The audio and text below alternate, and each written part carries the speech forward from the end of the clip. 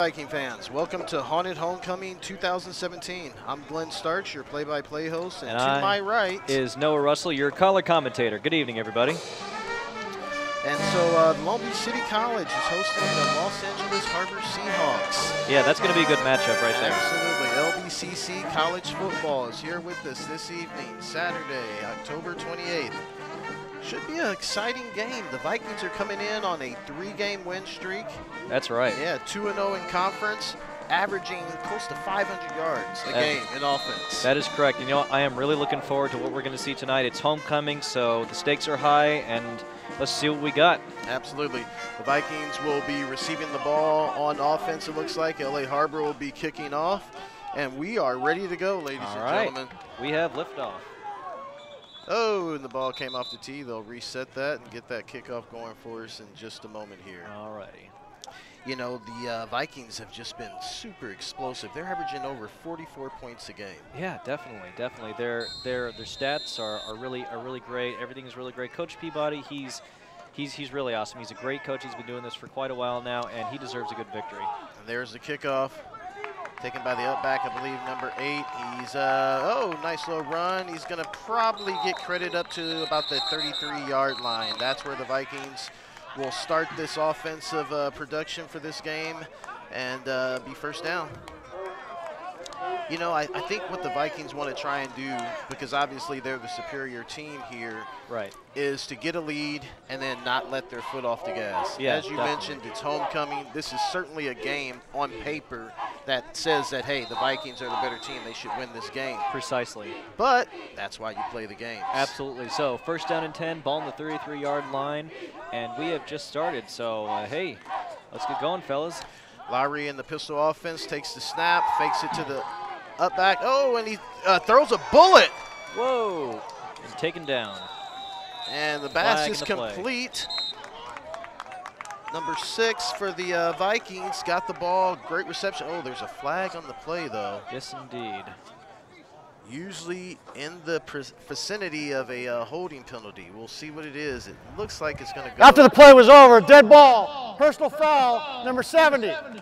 15-yard penalty. It'll be 1st and 10, Long Beach.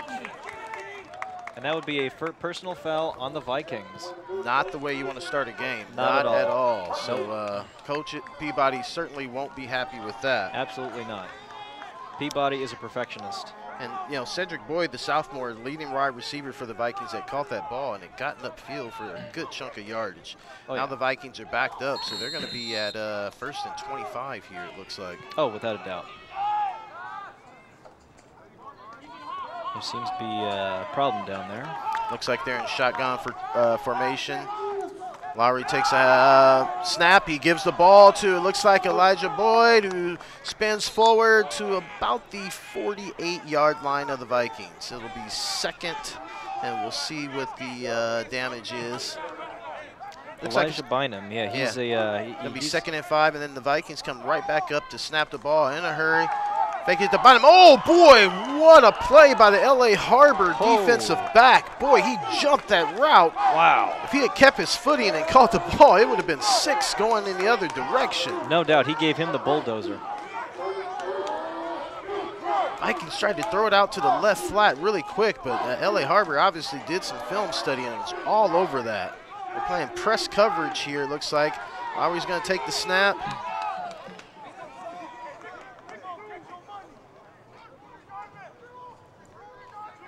Peabody looks like he's altering the play from the sideline to his quarterback, Lowry. He takes the snap, whips it out, incomplete pass. No dice. Tried to get the ball once again to Cedric Boyd, sophomore. Incomplete pass. 4th down. Vikings have to punt. 4th down and 3. Ball on the 35-yard line. You know, incomplete passes, they do seem a little embarrassing, but no harm, no foul. Dust it off. Try it again. Well, the Vikings really hurt themselves on that last possession with that penalty on 1st down. Yeah, definitely. You, like you said, you do not want to start off a game with a penalty. So now they're in punt formation. And the snap goes to the kicker. He gets it off. Nice kick. And LA Harbor's going to get it at about the 8-yard. He sprints to the left. Oh, breaks a couple of tackles, and then he's crunched right at about the 10-yard line. That's got to hurt. Yep, real good kickoff or punt coverage by the Vikings there. Now the Vikings will take the reins on defense. Defensively, the Vikings are, well, I don't know if they're doing a great job, but they're playing good ball. They're keeping teams out of the end zone when it counts. I guess you could say that. Yeah, but we'll put it teams that are way. averaging over 300 yards of offense against them this year, and also over 20 points a game. So Oh, yeah. thank God the Vikings score a lot of points. Absolutely. Okay, the Vikings line up on defense. Looks like L.A. Harbor is in a spread offense. Quarterback is in the shotgun formation, takes the snap, gives it to the tailback. Tailback breaks to the left. He's going to gain a good about 8 yards, maybe 9 yards on that carry. He broke off to the left. The Vikings weren't able to get containment on that, and he got a nice chunk of yardage. That's for sure. 2nd down and 10. Ball on the 11-yard line. Actually, I think it's about 2nd and 4. 2nd and 4. And ball on the 18-yard line, I beg your pardon. Oh, offsides. Now, the question is, was he drawn offside by L.A. Harbor, by the Seahawks? Or, Offsides, number 58 of the defense, contact with the offensive player. 5-yard penalty results in a first down. no, that one went against the Vikings. They're going to give the Seahawks an additional 5 yards. That's going to make it a first down, I believe. Yes, the chains are moving. Yeah, yet again, another penalty. Takes the snap. Oh, boy. Seahawks running back is in the secondary for a real good gain. Boy, he broke out of there really quick for about a 15, 16-yard gain up to the Vikings, or up to their 42-yard line. Oh, man, he went through them like a Mustang in traffic. This is why you've got to be careful when you don't come out with the right intensity on top of your game. Sometimes you give teams that shouldn't be on the field with you momentum. And certainly the Seahawks have got that right now. Yeah, they do. 1st and 10 at about their 43-yard line. Throws a nice little dump pass to the middle, and he gets another first down. They're now in the Vikings territory at about the 45-yard line. Looks like they're in hurry-up offense. Seahawks are substituting in, but they're not huddling up, so they're certainly trying to keep the Vikings off guard here with the up-tempo pace. Yeah, I like that play. They spread out the Vikings there, got their linebackers to get out of the middle of the field, and then dumped it right inside there, right on the hashes to their, looks like they're tied in. Oh, yeah. Takes the snap, and then it's a keeper by the quarterback. Another little gain there. He gains about 6 yards. It's down to about the 38-yard line of the Vikings. 2nd down and 3. And the Seahawks are marching right along here. They're opening possession on this game, and they're doing really well. The Vikings have got to figure out a way to get poised and get some stops here on 1st and 2nd down. Seahawks quarterback takes the snap, gives it off to the tailback. Nice little gain off the right side there between the guard and tackle. Going to be real close to the first down there. I'd say he's probably within a half foot or so. So it looks like it's going to be about 3rd down and less than a foot. Certainly less than a yard. Definitely. Comes up under center to take the snap.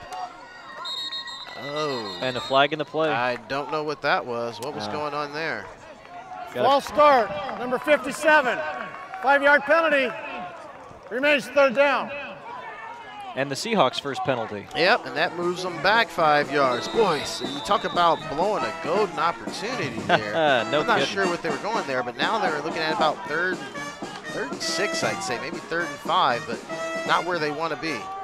No, absolutely not. Quarterback is getting ready to take the snap. He takes the snap. He's got a tailback out to the right. Oh, but they get across the middle there on another one of those slant patterns that they've gone to a couple of times here early in the game. And this one they completed for a first down to number 8 of the Seahawks.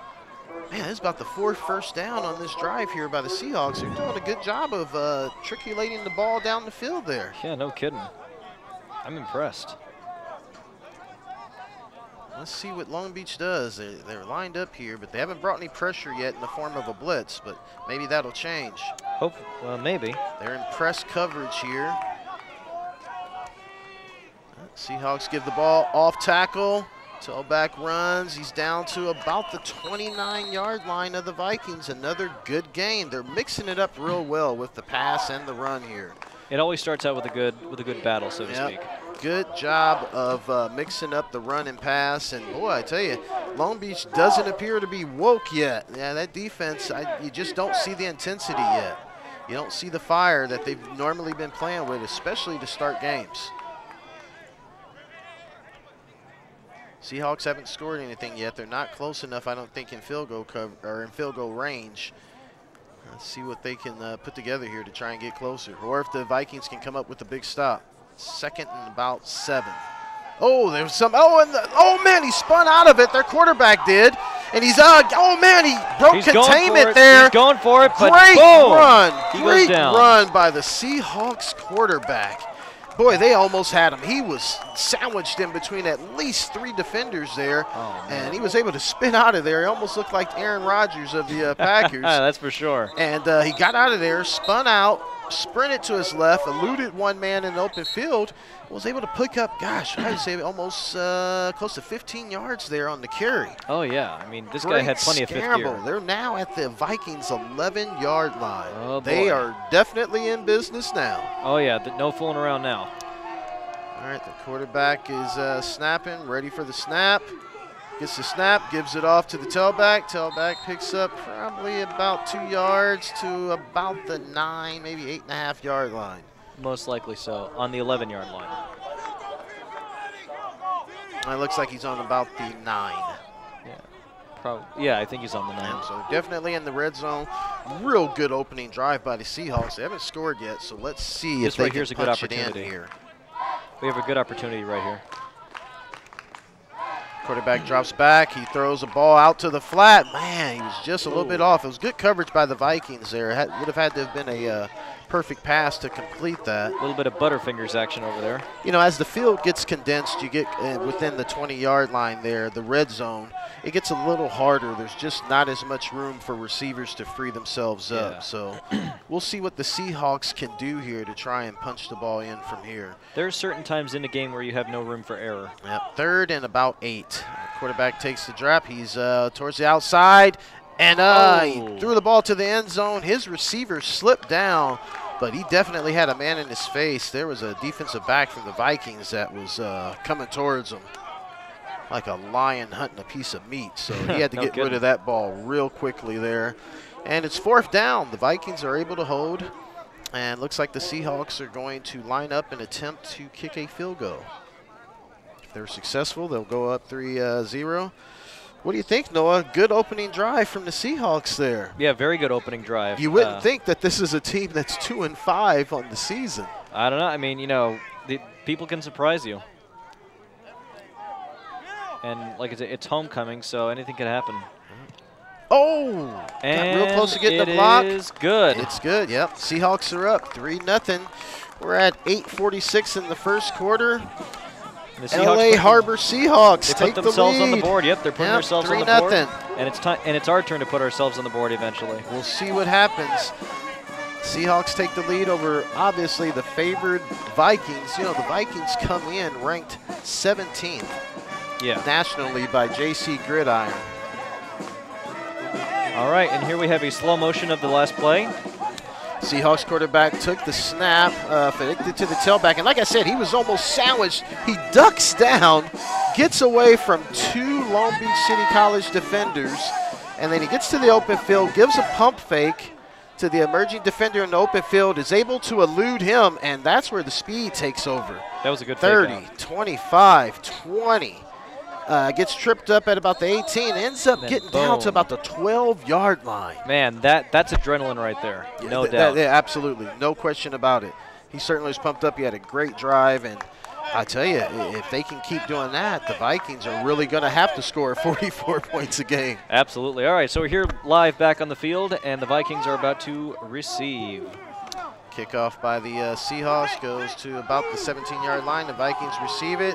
He's got a nice little crease up the middle there, and he almost breaks it up to the 45-yard line. Taken down on the 45-yard line. Yep. Vikings have excellent field position. This is going to be their second possession on offense. let's see if they can put together a sustained drive. Well, they got a ways to go, but I definitely think they're going to get a touchdown. We'll see. I hope so. All we can do is hope. Lowry and the boys start on offense for their second possession. He's back in shotgun snap.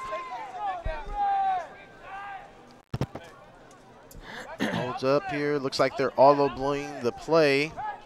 Something that they've seen in the Seahawks defense.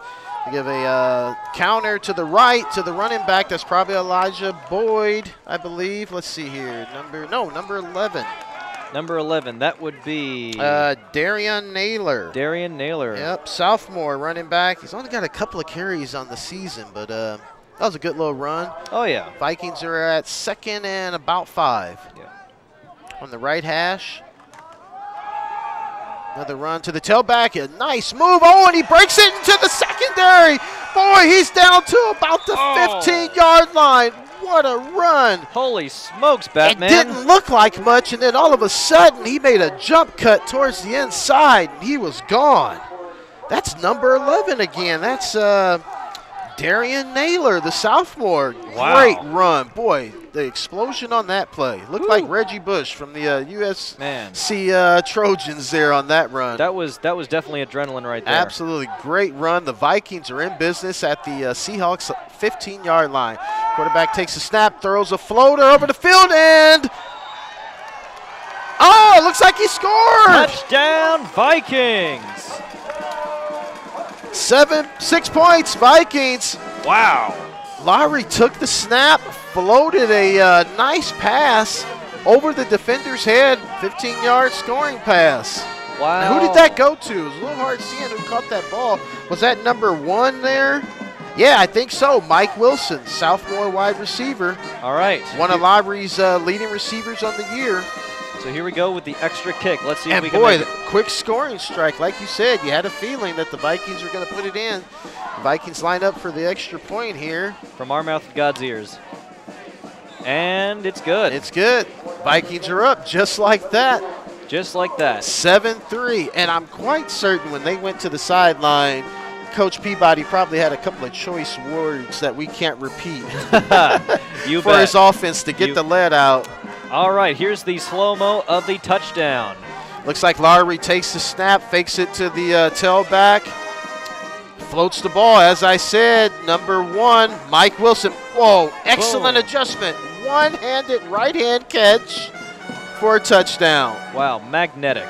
Perfect throw away from the defender over his right shoulder, but an even better adjustment by the receiver. Unbelievable. To make that catch, Mike Wilson.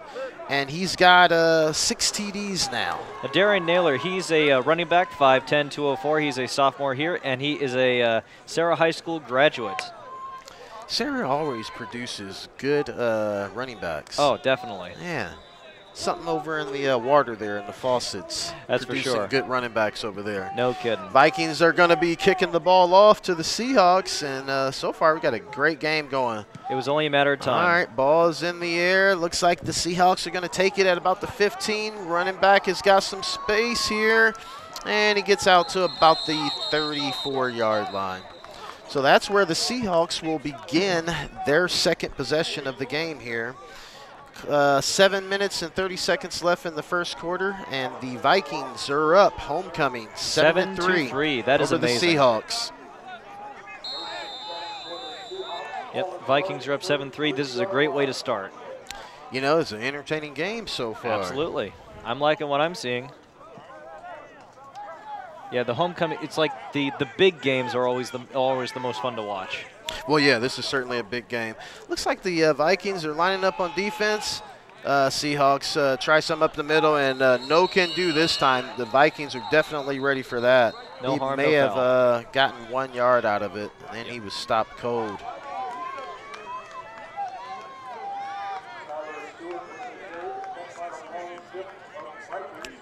Looks like the Vikings are in somewhat of a cover 1 or cover 3 defense. This is something that, or actually no, we're in cover 2.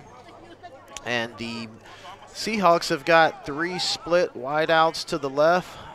Hikes the ball, quarterback takes it on the keeper, and he runs for about 6 yards. Nice little run. But no dice. And the Seahawks are going to be at about 3rd and 5, maybe 3rd and 6. Yep. Second possession of the game. And the key really is, can the Vikings get some stops? With 3rd down and 6, ball on the 37-yard line.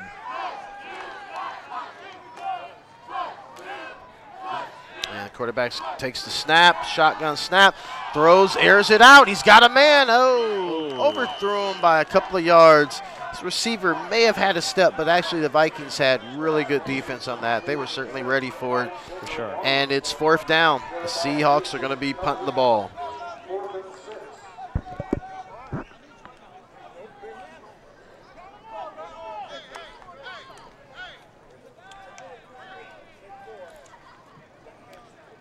On the season, Bynum has been returning most of the kickoffs and punt returns as well. Oh, I don't know who they've got back there right now.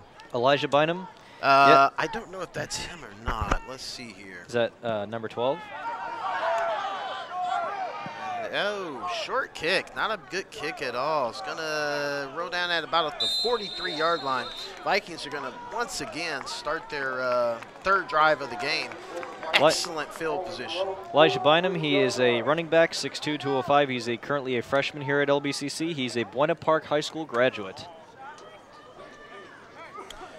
And the Vikings begin their 3rd offensive possession here.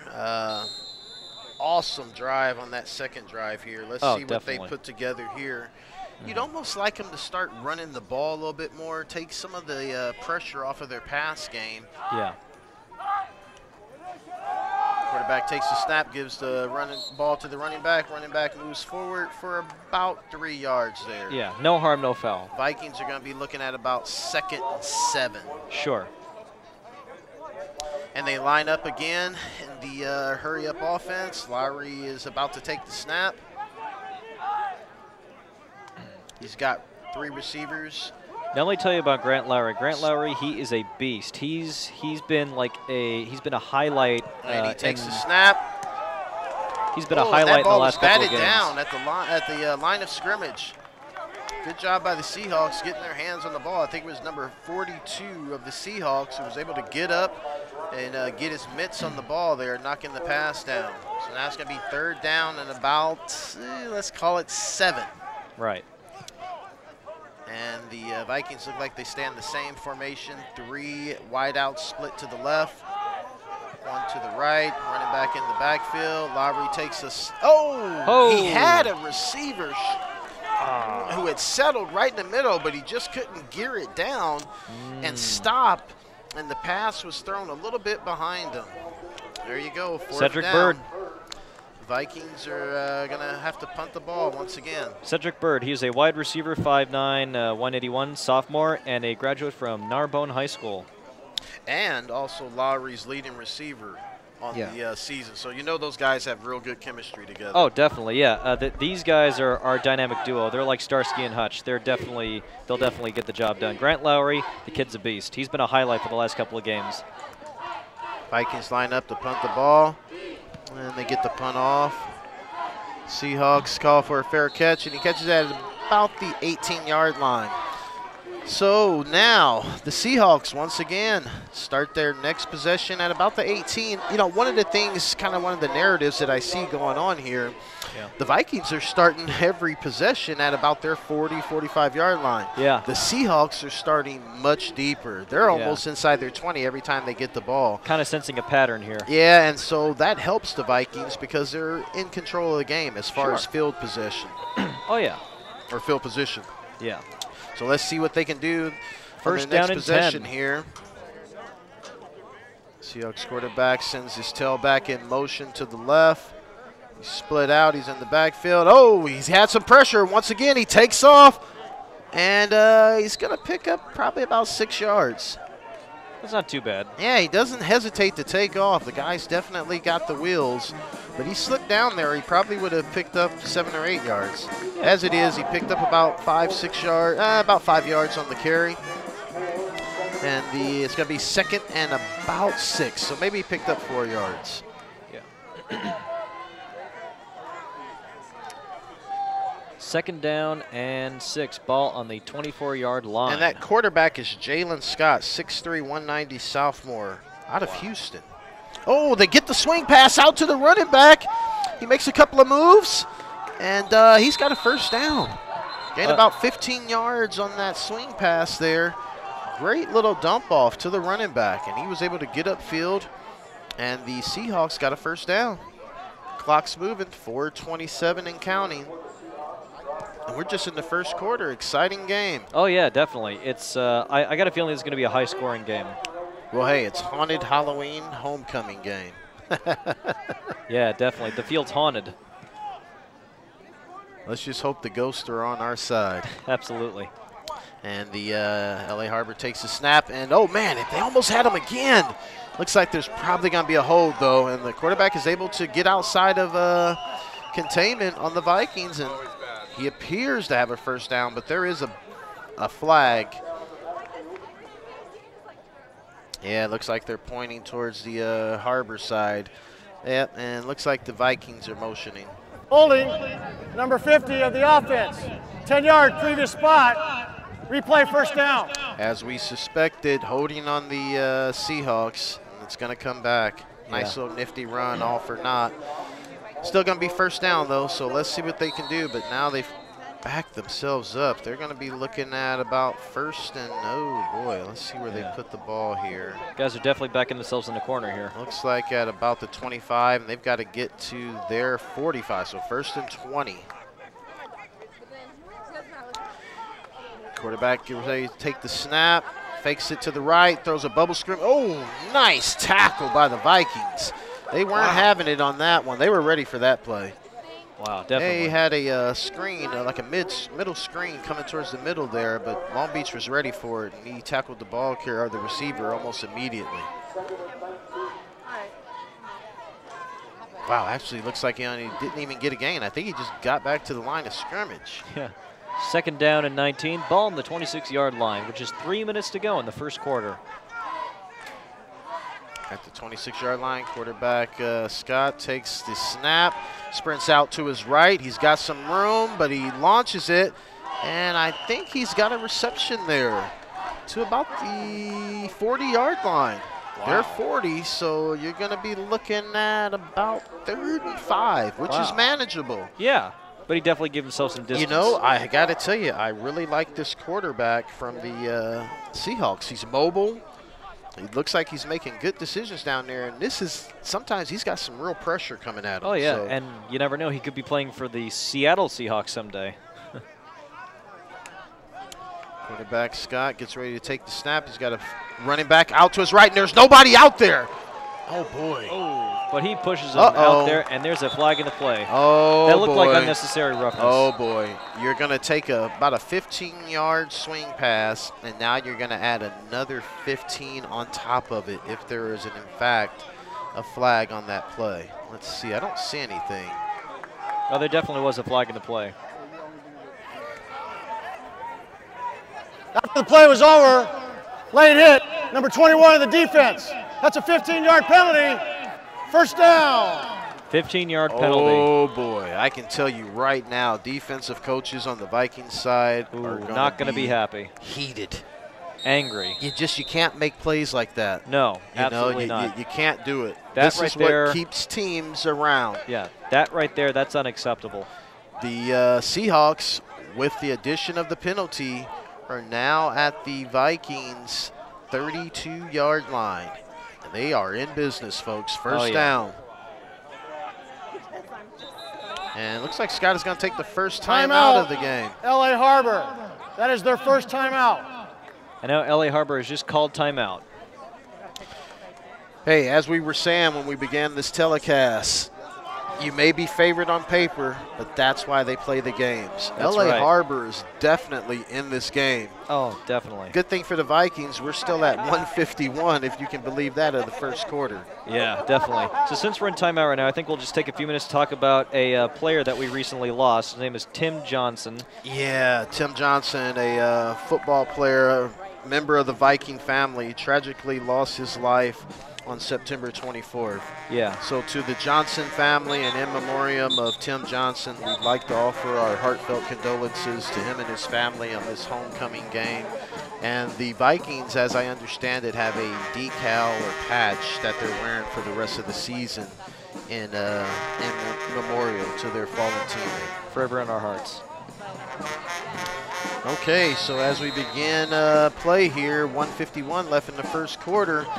LA Harbor is in business at about the 32-yard line of the Vikings, aided by that 15-yard unnecessary roughness penalty tacked on to the end of that play here. Quarterback's about to take the snap. He takes the snap, fakes it to the tailback, rolls out to his left, throws a ball. Oh, and just over the outstretched hands of his receiver at about the 23-yard line, but that pass was just a little too high for him. Yeah. So it looks like the LA Harbor, the Seahawks, are going to be at 2nd and 10 from about the 32-yard line of the Vikings. And the Seahawks are subbing in a receiver. We're still ahead. And they seem to like this trips set. They've run it for the majority of the game here. Their quarterback is in shotgun set. Sometimes the running back is offset to his right or left, or he's in the backfield, which is more of a pistol set. Quarterback takes a drop, throws the ball out to the right sideline, and it's complete for a gain of about 7 yards. And so we're going to be looking probably at about 3rd and 3, which is certainly manageable. And the Seahawks, once again, are driving on the Vikings here, first quarter.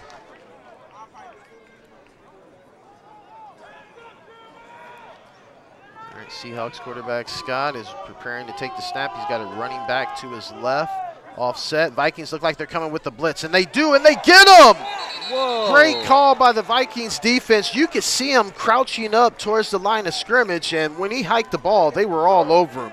Wow. Looks like they had a fire blitz right up the middle there. Their 2 inside backers came on that, and that's a big play there. It's the adrenaline. It gets to you. The Seahawks are now going to be looking at about 4th, and I'm going to say about 8. So they lost about 4 or 5 yards on that play. And it looks like, are they going for it? Yeah, it looks like they're going for it here. I believe so. They got nothing to lose. Scott takes the snap. Vikings are coming with another blitz. He gets the ball off. It's up in the air. And, and incomplete. Incomplete pass. Ouch. No interference on it. That's good play by the Vikings secondary there. That was real good coverage. He's with them step for step. Good attempt, but the Vikings hold, and now they're going to be taking possession of the ball at about the 32-yard line. Certainly that's what Coach Peabody and his defensive staff want to see from their team. Give up some plays, you bend, but you don't break. You don't give up a score. Definitely. So good job by the Vikings defense. Lowry is in there with the troops looking to put more points on the board. He's in shotgun snap. He's got 3 receivers to his right.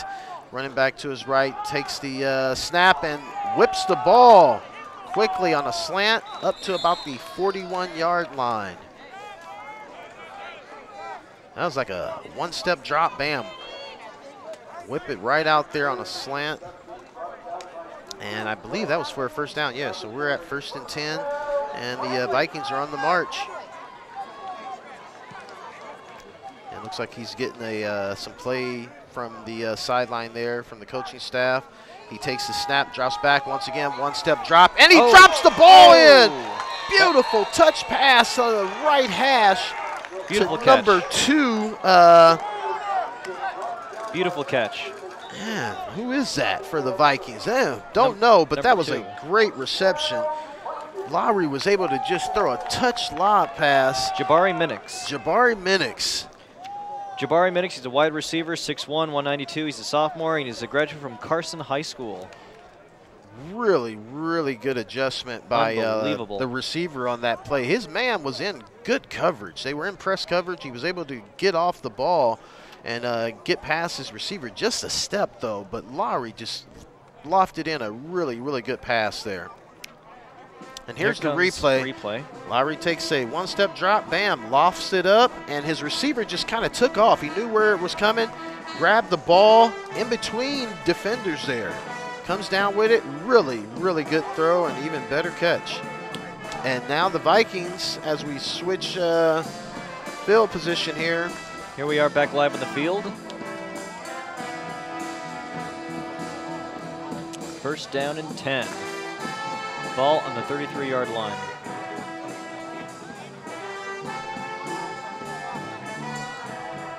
See, the fact that we're ahead, and that touchdown that we just saw, that's the part that just makes you love the job, And the Vikings, Lowry's going to take the snap. He's got 2 receivers spread out to his left and 2 on the right. So they're in a true spread formation here. And he takes the snap, 2-step drop. Oh, wow. And the Seahawks are ready for that. He tried to throw a quick slant, but their defensive back undercut that throw. And he should have had an interception there. He dropped the ball. But Vikings going to have to do a little bit more to disguise that. I've seen the Seahawks jump some of those routes there, even earlier in the game. And they're in the same formation the Vikings are. They come out in that spread set, 2 receivers spread out on both sides, running back to his right, 1-step drop, and incomplete pass about the 31-yard line. Yep, second to quarter number 1, Mike Wilson. And the Vikings are going to be looking at 3rd and about 10.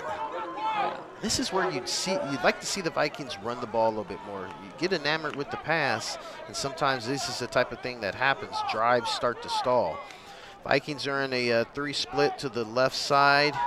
3-step drop. Lowry drops it, and he drops a dime to the wide receiver who catches it at about the 10, and he's down to a 5-yard line before he's knocked out of bounds by the Seahawks defense. Lowry whipped that ball in there. Man, what a strike. And we've got some extracurriculars down there after the play.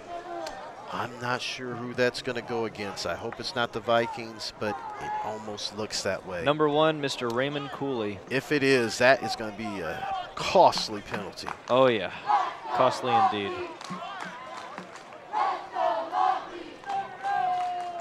I mean, what a great throw. I mean, Lowry put that ball on the rope, got it to the receiver. The receiver made a juke move at about the 20, was able to get down to about close to the 5-yard line. And looks like him and the defensive back were jawing back and forth, and we're going to get the call After here. the play was over, dead ball, unsportsmanlike conduct, number 1 of Long Beach. Oh, 15-yard my penalty. goodness. Whoa. You just can't have it. Oh, and the audience definitely doesn't agree. He's got to know better. Mike Wilson is the leading receiver, or one of the leading receivers on the season. He's a sophomore. Come on, man. You've been there, done that. Can't have silly penalties like that. No, you can't. It's unprofessional. And so now the Vikings are going to be backed up here. What turned out to be a spectacular pass and catch by him and Lowry. Now going to back up because of a stupid penalty at the end of the play. And the Vikings are going to start out 1st and 10. Looks like they're going to be at the Seahawks 19 instead of about the 5. So they lose a net loss of about 14, 15 yards on that play.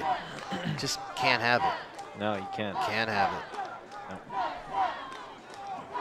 And I'm pretty sure that that Peabody's really not happy about that penalty. Oh, no, he was. I just saw him. He was out on the field. You know he's hot.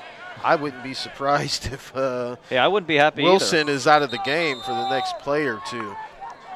Perhaps. Let's see if he's out there. Well, no, he's still out there. Hey, he's a football coach. He's one of the best players on the team. Definitely. But I'm certain that Coach Peabody will address that with them. Vikings are shotgun set, 3 wide receivers to the right, split out.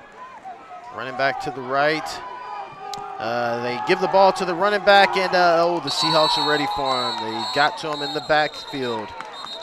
That's going to be a loss of about 5 yards there. Yeah, perhaps. On that play. So now the Vikings are going to be looking at about 2nd, and looks like, I'm going to say 15. I don't think the clock has adjusted yet, but it's certainly a 2nd and 14. Yeah. Lowry lines up, shotgun set, 3 wide receivers to the right. He you got to make sure that's not a lateral there. You got to get back on those. Yeah, when you see those types of passes in the backfield. That's ruling on the field is incomplete pass. Incomplete pass. third down. Okay, and that's Incomplete pass what on I was third down. almost alluding to. The referee alluded to it as well. That's an incomplete pass because sometimes you'll see a pass like that, and if the quarterback throws it behind the running back, that's a lateral, and that's a fumble. If that ball hits the ground, it doesn't get picked up. Vikings once again, shotgun set, 3 wide receivers to the right.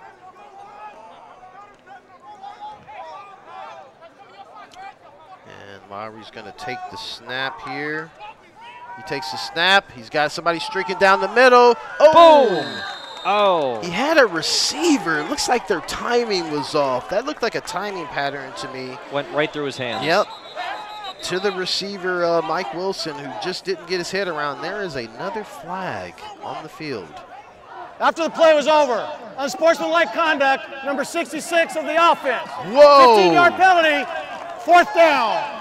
Are the Whoa. Vikings coming unhinged here or Holy what? There's another smokes. personal foul against the Vikings. I didn't see what happened here on number 66. I would not want to be on that sideline right now. That is not cool. Not cool. Wow. Whew. That backs the Vikings all the way up. Look, they were down on the 5-yard line after that pitch and catch by Lowry and Wilson. Whew, doggy. That was crazy. And because of the penalty, they are backed up in punt formation at the Seahawks 39-yard line. You just can't have it. No. Vikings are in punt formation. And they get the ball off, and let's see if they're going to try and pin the Vikings there. The Vikings are able to pin them deep at the 1-yard line. Now, that's the one good, consistent thing the Vikings have been doing when they haven't scored or killed their drives with dumb penalties, is they've been able to pin the Seahawks deep in their own field. You know, they're at the 1-yard line, so that's a great job of punting the football and then getting your punt coverage down there to down the football. Oh, yeah. So the Seahawks are going to start their next drive, and they're going to need to go 90, or looks like 98 yards if they want to score. And with a little encouragement by the Long Beach big band playing Low Rider. Quarterback looks like Scott takes the snap. Man, they're pinned deep. He's under center. You almost assume here that they're just going to try and pound the ball and get a couple of yards here. Vikings should be ready. They've got a couple of men crunched in the middle, and boy, they were ready. He barely got out of the, but he's got a good drive. So he gets the ball up. Wow. Didn't look like he was going to get that far, but he got up to about the 7-yard line there. So that's a gain of about 5 yards. So we're looking at about 2nd and 5 for the Seahawks. 13:06 and counting, second quarter. And the Long Beach City Vikings are leading 7-3 over the Los Angeles Harbor Seahawks. Quarterback is under center, new look. Takes the snap, sprints out to his left, doesn't like what he sees, tries to tuck it and run, and actually he's going to probably lose about a yard or so.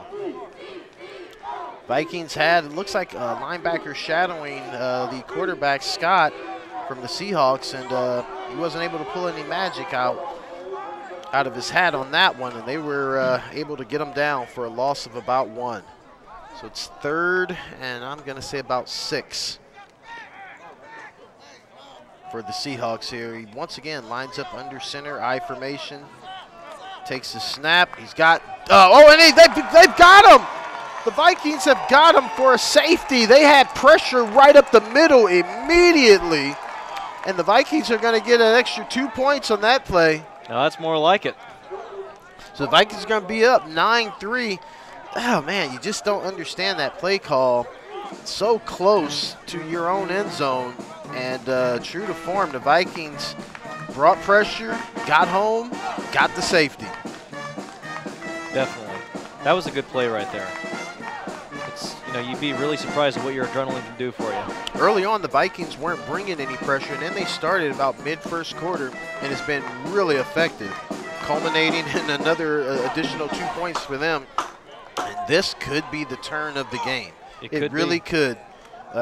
This could be what the Vikings needed to kind of, you know, get their heads out of their butts a little bit. Yeah, no kidding. Yeah, and play some disciplined football. Yeah, a little tough love, if you will. And see if they can put this team away. Oh, I'm sure Peabody exhibited some tough love on the You sideline. bet. Oh, you bet.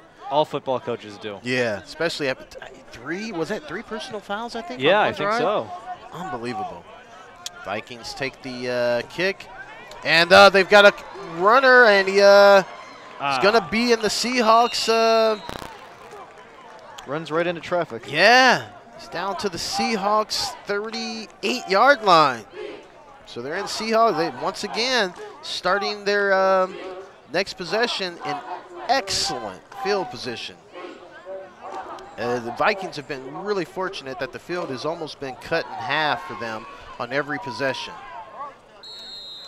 All right, so first down and 10, ball on the 38-yard line.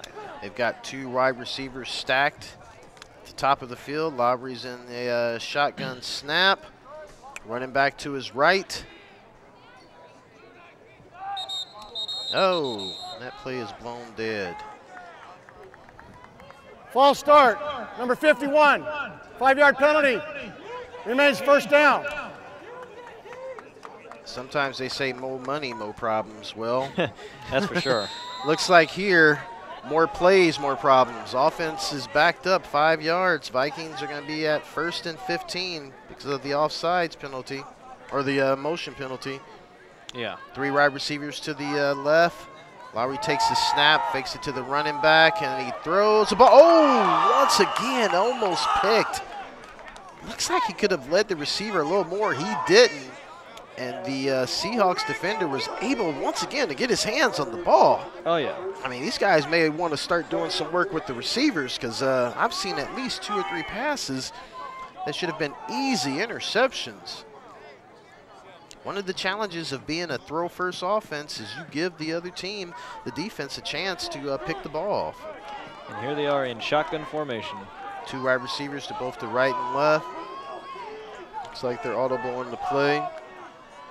Cedric Boyd, the sophomore, or Mike Wilson is at the top on the left. They give it the running back, and it goes up the middle, maybe for about a yard or 2. Yeah, perhaps. So they're going to be looking at 3rd and long. And certainly, I would think they're probably going to put the ball up in the air. Vikings penalties have really stalled some good drives and great field position. Yeah. So that is something they're going to probably have to have a talk with as this game continues. 3 wide receivers to the left. Lowry's about to take the snap. He's got 1 wide receiver to the right up top. He takes the snap, 2-step drop, whips it out, and not even close. Definitely a miscommunication on that one. Wide receiver, looks like Mike Wilson there, kept going, and boy, Peabody chewing into him.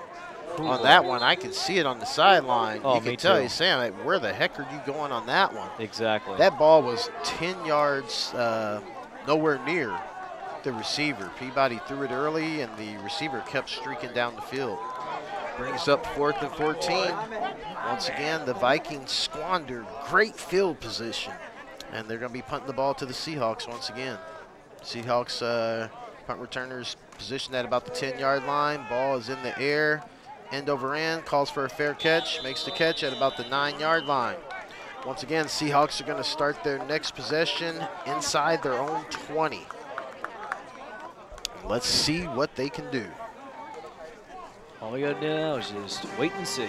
You know, after a barn burner, exciting first quarter that saw both teams getting chunks of yardage, penalties, miscues, mistakes have really kind of slowed this game down.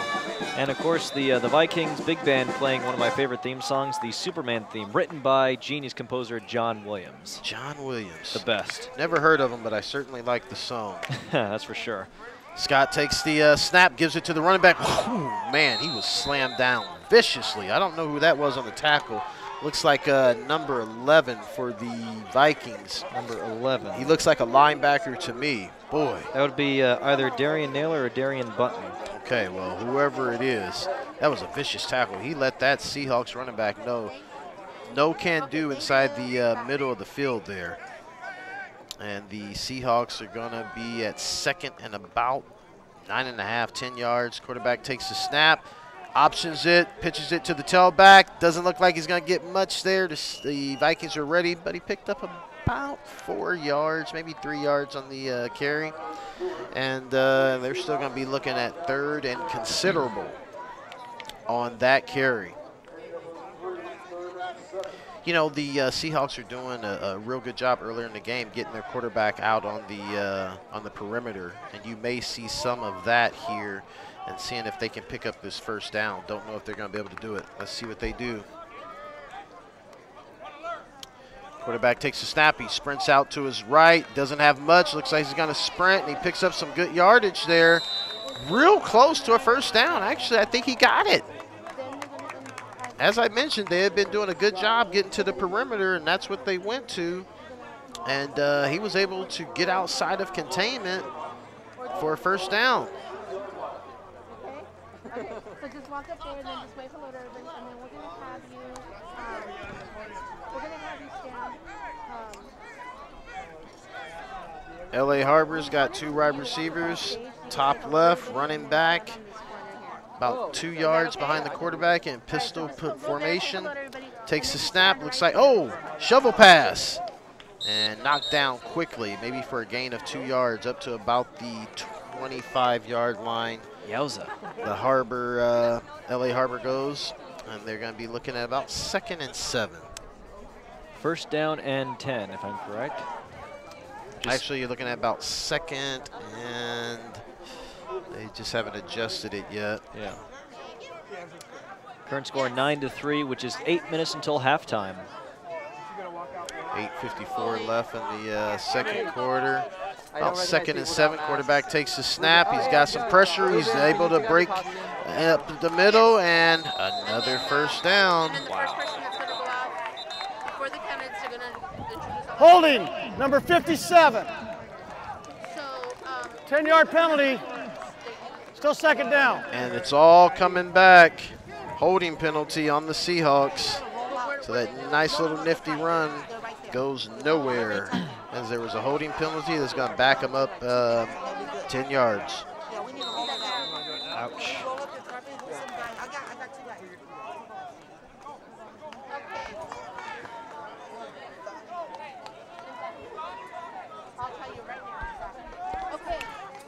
And quarterback Scott of the Seahawks gets ready to take the snap. They're looking at 2nd and forever. Takes the snap, dumps it off. It's a little too high to the running back out. Flag in the play. Looks like another holding penalty. I bet my McDonald's Personal coupons. foul, roughing the passer, number 11. Oh, 15-yard boy. penalty, first down. You've got to be kidding me. I didn't see it on that play. Another one?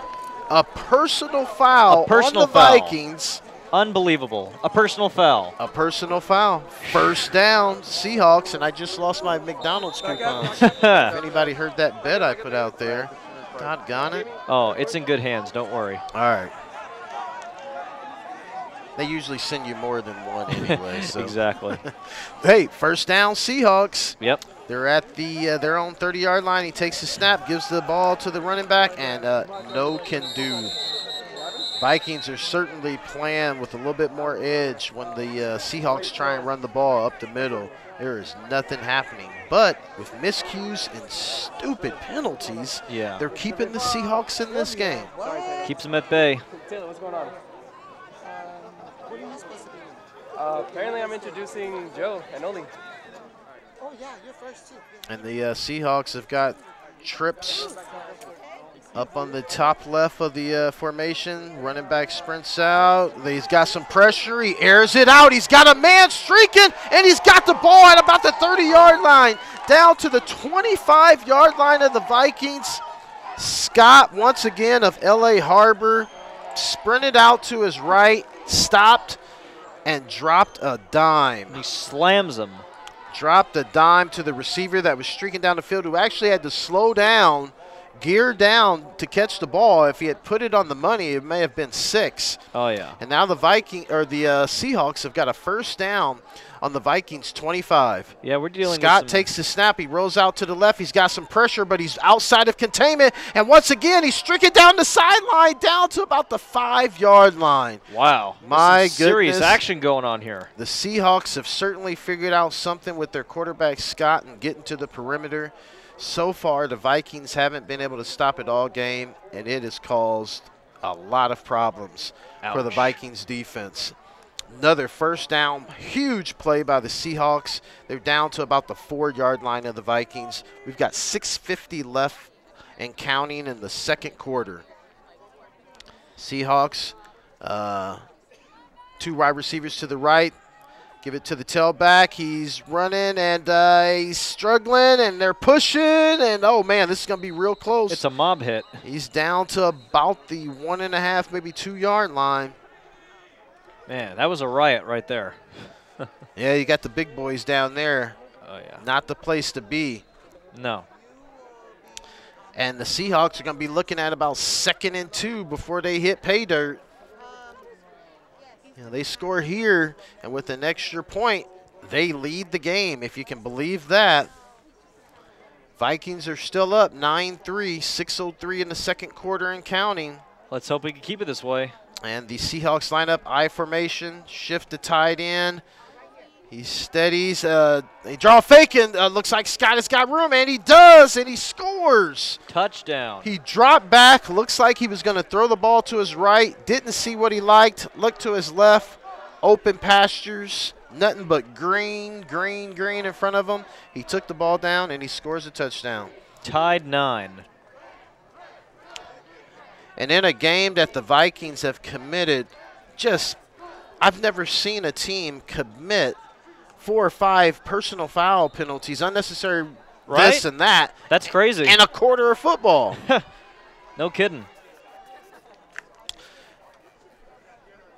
And the Seahawks are an extra point away from taking the lead, and they do. 5:48 left in the second quarter, and L.A. Harbor takes the lead over the Vikings. And here comes a slow-mo of the 10-9. touchdown.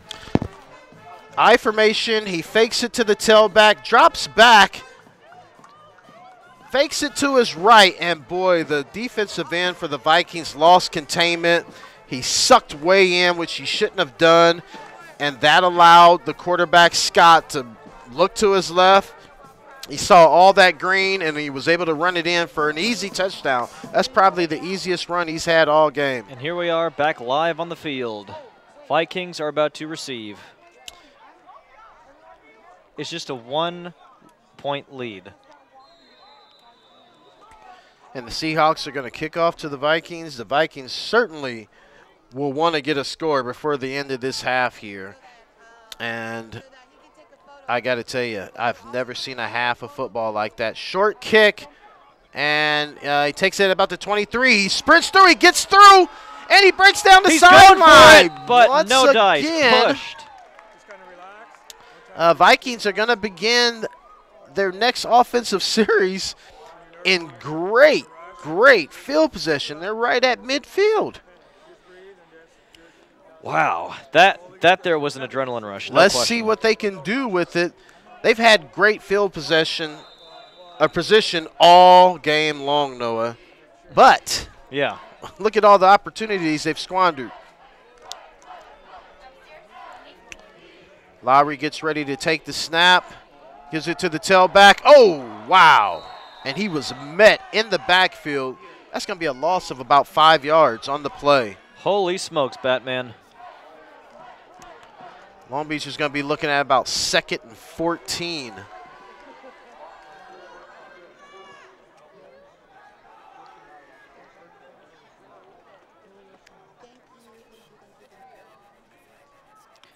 And here they are in shotgun formation.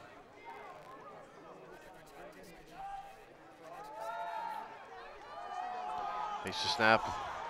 Whoa! And an excellent catch. Dynamite. by number 1. Man, I got a lot of interference. Yeah, me too. Hey, Hirsch. Me and Noah got a lot of interference on our headsets. All right, here we go. And the Vikings take the, next snap. That was a great two-step drop, and he aired it out to the sophomore Mike Wilson, who makes amends somewhat for some of the boneheaded penalties he got in that first quarter there. And once again, one-step drop, throws it again. It looks like he's got him. Touchdown! Mike Wilson. Fly pattern. Burn, baby, burn. And that's what Mike Wilson did on that one.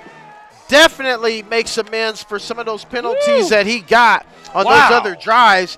Last 2 plays, boy, he just was on fire. Now we're talking. He puts the Vikings in position with about a 30-yard grab, and then the next play, touchdown. Same play, same look, different result. Touchdown this time, though. Oh, unbelievable. And I'm sure all is well back on the sideline now with Coach Peabody and his star sophomore receiver, Mike Wilson. All right, here we go with the extra point kick. And now the Vikings are up 15-10. Put the extra point through the up, uprights. And it is good with the lead now of 16-10. And here's a slow-mo replay of that touchdown. Fakes it to the tailback. Lowry takes a 2-step drop, airs it out. In the football, they say if you're even, you're leaving, and that's exactly what Mike Wilson did there. Him and the DB were even at about the 10, and then Mike Wilson put on the afterburners. Caught the ball at about the 4-yard line, and that's all she wrote, folks. That's it. 6 points, touchdown. Vikings lead. Unbelievable. That was fantastic. Looks like we've got a little bit of a score clock error, though. Shouldn't the Vikings be up 16-10? Yeah, they'll take care of that. All right. 15-10, which is 4 minutes and 30 seconds left in this until halftime. And here we go, receiving to the Seahawks. Yeah, hopefully they'll get that score clock adjusted there. And the Vikings kick it off. High end over end. And he receives it, takes it about the 22, and he gets up to about the 26-yard line before he's knocked down. So the Vikings certainly, Noah, made amends on that last drive there. That was quick scoring, and that's what you usually see from them. This is a team that averages 44 points a game. The Seahawks were ahead by just a little bit for a little amount of time, then whammo, we score a touchdown. Just like in the first quarter, they had a small 3-point lead, bam, touchdown, and then again they had a small 1-point lead, boom, touchdown again.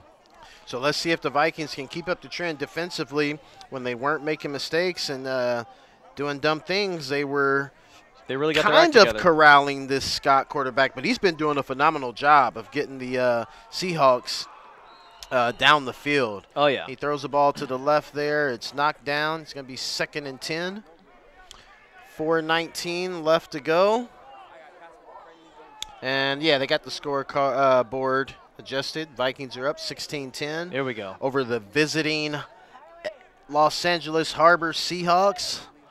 Haunted Halloween homecoming game. Halloween's my favorite holiday. I seem to like it a little bit, too. Yeah. My kids enjoy it, that's for sure. Definitely.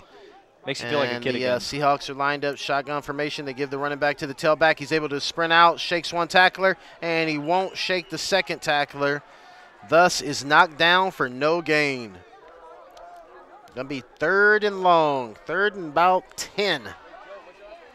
If the Vikings can get a stop here, get the ball, put it in the end zone, you could start saying that, okay, they're in control of this game. But we haven't seen that yet. And certainly L.A. Harbor still in it. The quarterback rolls to the left. Oh, he's got a lot of people on him, but he's able to elude. Sprints out and a great open field tackle. Oh, did he fumble the ball there? I probably did. Okay, he was down. Yeah. Sprinted out to his left, had 3 defenders, was going nowhere, spun back to the right, and great open field tackle by, I believe that was number 8, if I'm not mistaken, from the Vikings defensive backfield. It's going to be 4th down. So let's see what the Vikings can do here. They're going to be getting the ball with about 3:20 and counting left to go in the second quarter. Which is 3 minutes left till halftime. Let's see what these guys can do. I'm rather curious. And he gets the punt off. High punt. And bounces out of bounds at about the 45-yard line. As has been the custom all game long, the Vikings start off in excellent field position here. It's perfect. Actually closer to the 50. They're at the 49-yard line. Just about. Trips to the left. Running back to his left. And Lowry's going to be taking the snap here with a start the clock with 2:58 to go in second quarter. And running back leaves the backfield. He splits out to the right. And he throws it to him, but the running back didn't stop in time to get that pass. That's certainly a miscommunication there. Looks like a play that was designed to go to him, almost like a hitch, like a stop and go, and the running back didn't stop on part of the stop and go. Yeah.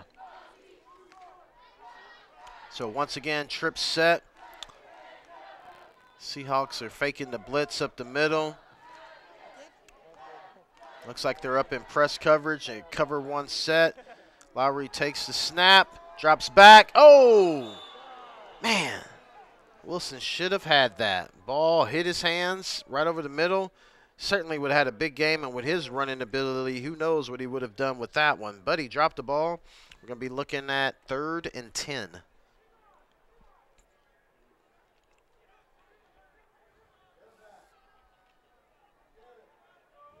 And now would be maybe a good time to run the football here. But we'll see what happens.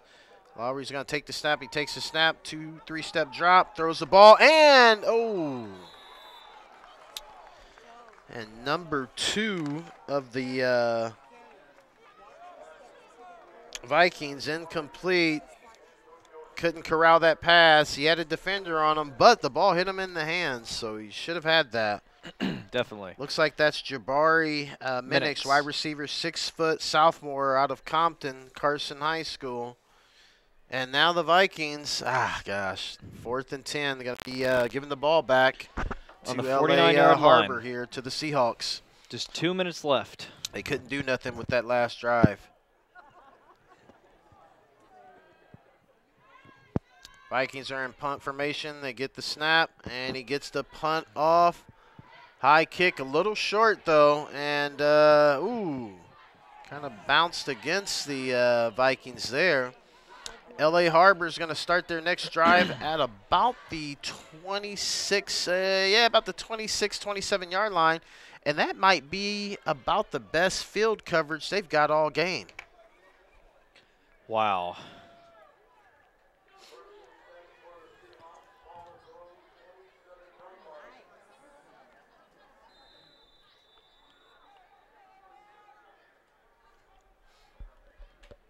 Alrighty, 1st down and 10, ball on the 27-yard line. Seahawks take the snap. They've got 2 wide receivers to the right. He drops back. Oh, he completes the pass for about a 3-yard gain. He grabs him by the tail. Yep, to about the 30-yard line. That one And had to hurt. looks like the Seahawks have got a man down. Same Injury guy who timeout. caught the pass. He's hurt. And here come the trainers to help him out. What do you think of the Seahawks unis? Kind of a military fatigue look there, huh? Exactly. But only Arctic those camo. colors, would that be what, like Siberia or something? Because that'd be like cold weather war That's material. look, it's Arctic camo. Yeah, exactly. Yeah, I'm wearing some camo trousers right now, and they're forest land camo, and this is Arctic camo, definitely. Okay, so we're looking cold weather Definitely. issues there. Is it cold in North Korea? Could be. That's for sure. All right, Seahawks are going to be lining up here. It's going to be, I believe, 2nd and about 7. Our receiver that was hurt comes off the field. Looks like he's okay, though. He jogged off on his own just shake it power, off. number 8. And Scott, the quarterback for the Seahawks, takes the snap, drops back, sprints to his left, gets the ball out, and incomplete pass to the wide receiver. Vikings were in good position on that. Incomplete pass at about the 32-yard line of the Seahawks. It's going to be third down. Yep, 3rd down and 7. And the Seahawks line up, trip set to the left, running back in the right, pistol formation. Once again, sprint out to the left. Quarterback throws it, and oh boy, that was an awkward-looking play. He didn't have anything in the flat. Looks like he just threw it away. Right. He knew he didn't have anything there. And after a blistering 1.5 quarters, almost 2 quarters of both offenses putting together great drives. That's for sure. We've kind of come to a stall now. Both teams, the last couple of possessions here, are punting the football back and forth to each other.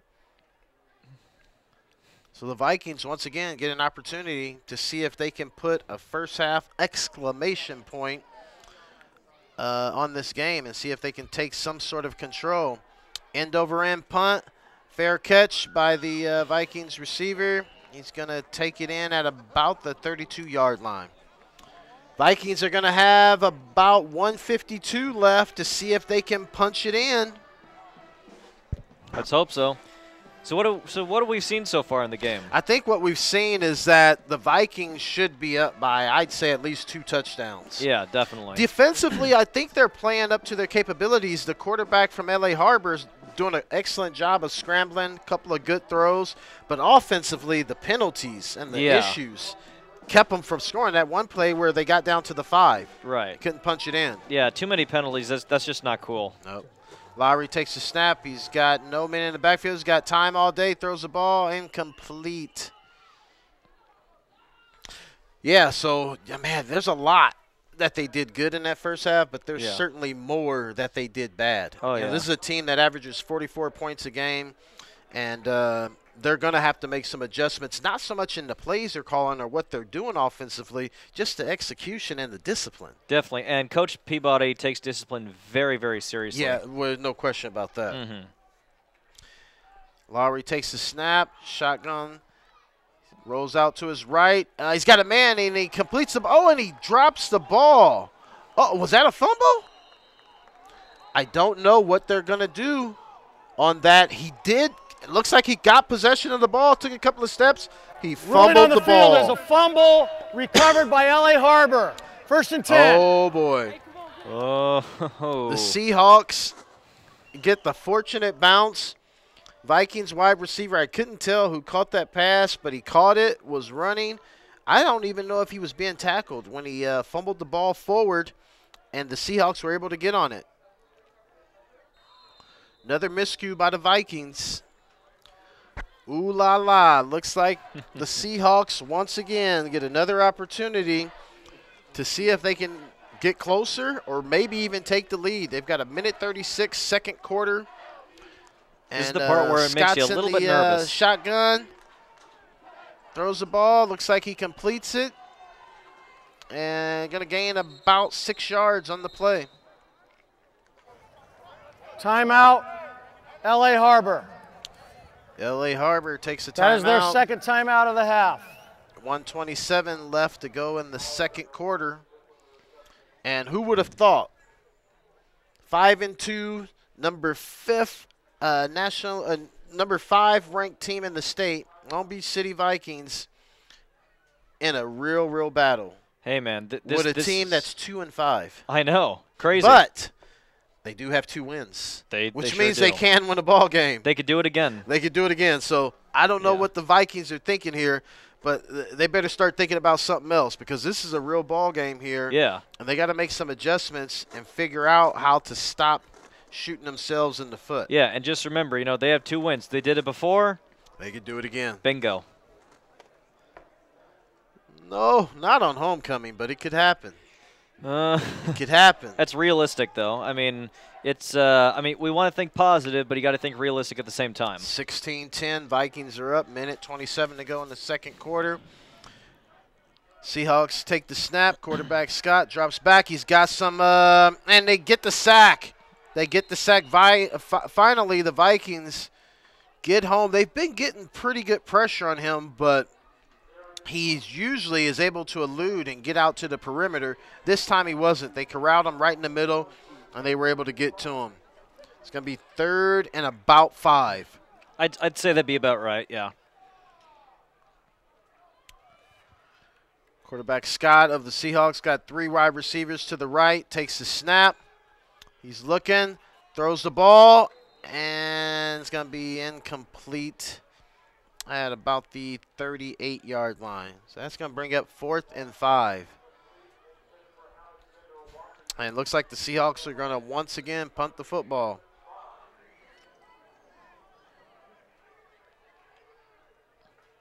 I was going to say the Vikings have another opportunity to see if they can score before the half, but I think I might be jinxing them. Well, it's all superstition now.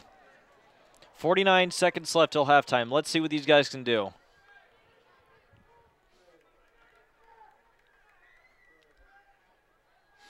Gets the snap, punts the ball, and looks like it's going to die at about the 19-yard line of the Vikings. Vikings have 37 seconds for the end of the first half. Anything could happen, right? Ladies and gentlemen, we appreciate you showing up. It's homecoming 2017. Viking football against the Los Angeles Harbor Seahawks, 16-10. With the coverage brought to you by the LBCC Radio TV Production Company. I'm Glenn Starks, your play-by-play host, and to my right, my is good Noah friend Russell, your color commentator. I love the hat, man. Looks like you're ready to go down there and start chewing out some players. Well, I've definitely given Peabody the offer. All right, cool. I'm sure he declined, but it's not because of you, man. Nah. Yeah, it's my drill sergeant hat. All right, Lowry takes the snap, whips the ball out. Oh, and it's too high. Too high over the receiver's head. All right, just with 32 seconds left.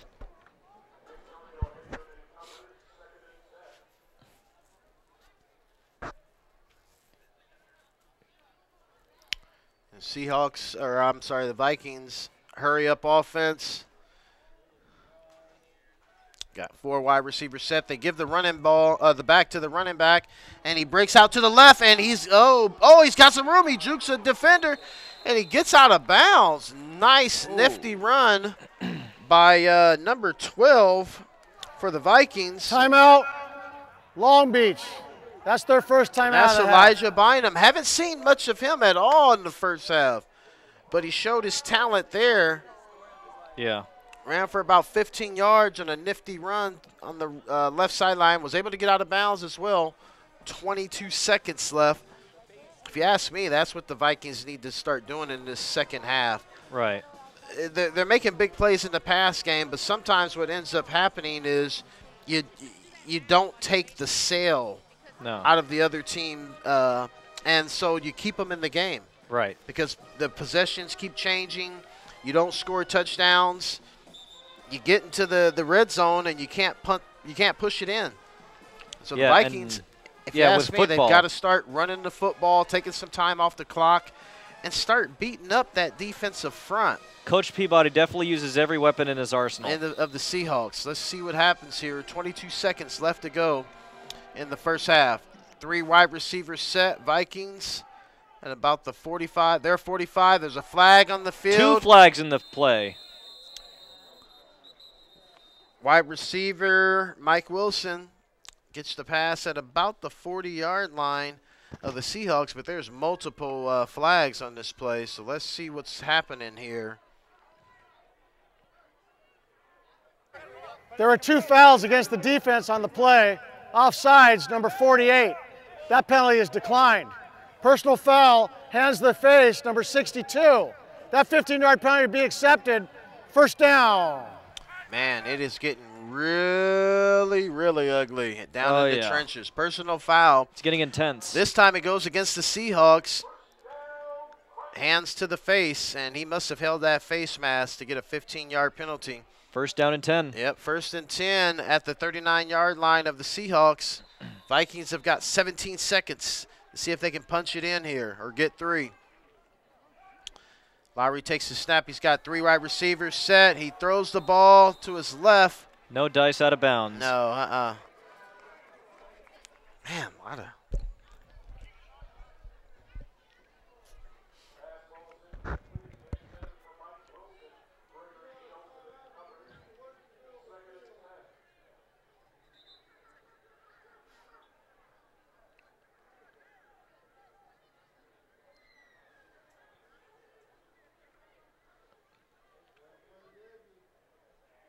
12 seconds left. What do we got?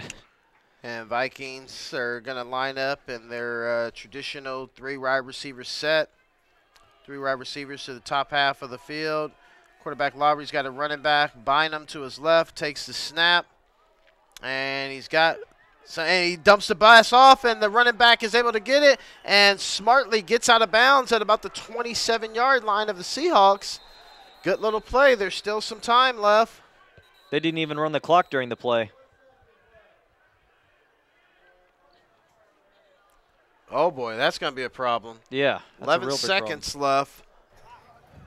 Would you please put 5 seconds on the game clock? 5 seconds, please. Yeah. Okay, well, it's not a problem. Turns into a good thing for the Vikings as they get – oh, okay, so only 5 seconds. 5 they ran seconds. 6 seconds off the clock. Right. Yeah, because they didn't run the clock during that play. And Vikings are going to line up, looks like, and get ready to attempt a field goal with 5 seconds left. See if they can increase their lead before the half by 9. If they could make it from here, it's nothing short of a miracle. Going to be about a 37-yard field goal, and it's close, and It's is good. Woo! Vikings Outstanding. score before the half, and they're going to take the lead 19-10 as we head into halftime here. That is the end of the first half. Into the first half, Vikings are up 19-10. And, What did we just see down there, Glenn? you know, what we saw was a team that did a good job of getting the ball downfield, not making any mistakes. Right. And that's usually the way the Vikings offense works.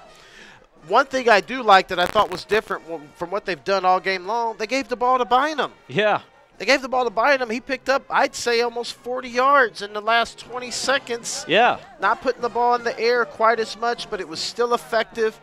And they got down the field, and they put some points on the board. Right. Their defense is getting a little bit better for the Yeah, I Vikings. think so, too. I think so, too. They're going to definitely have to key on that quarterback from the Seahawks, Scott. Definitely. That guy's been making plays all over the field. We'll see if he can do it in the second half. That and just stop killing yourself with dumb penalties. Yeah, that's for sure. That's definitely for sure. You know, as you said, the defense is fantastic. Their offense, it needs some work, especially with those too many penalties. That's just not cool. Yeah, no, not at all. All right, so in just a few seconds here, we're going to go down to the field with our reporter Dylan, and he's going to be interviewing the coach. Dylan, to you. He'll count us in. I'm here with head coach Brett Peabody. So, Coach, what were some of the defining moments of the first half? You know, overall, we're playing okay, but it's just the penalties. The penalties and bad mistakes are hurting us. You know, we warned them before the game how important this game was to them on the other side. This was their Super Bowl. They look forward to playing us every year. They're just up the street. And we told them how they're going to come out. And unfortunately, we sunk down. We talked too much. We dropped too many balls. We committed too many penalties. We cleaned those things up. We're going to handle them pretty easily in the second half. I was really impressed, though, with the guys getting down here and getting that 3 points, though, at the end. We made great use of that 25 seconds or what have you. And here we go. I'm expecting a better second half. Yeah. Offensively, you seem to be doing pretty well.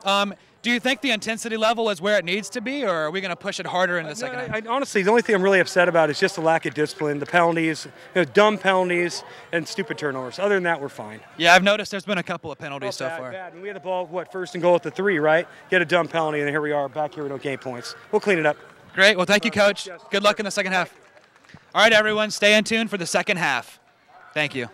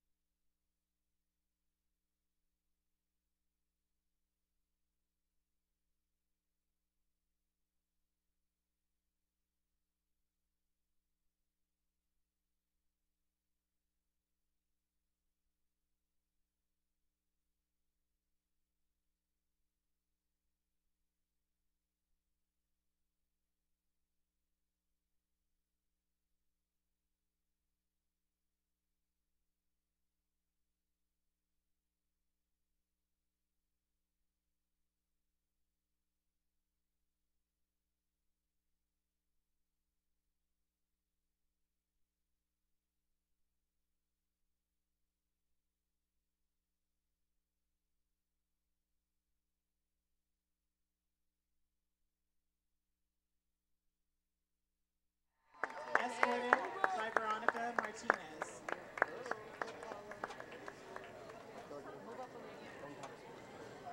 Scooby-Dooby-Doo, where are you? Nash Naira, representing the Order of Tom International, escorted by...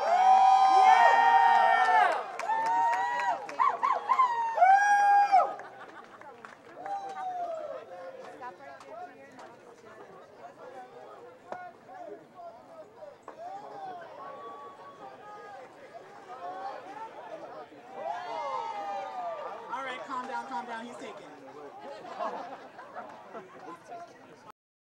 Is Paulo Hernandez Ramos, representing the men of Aslan, escorted by... Paulo! All right!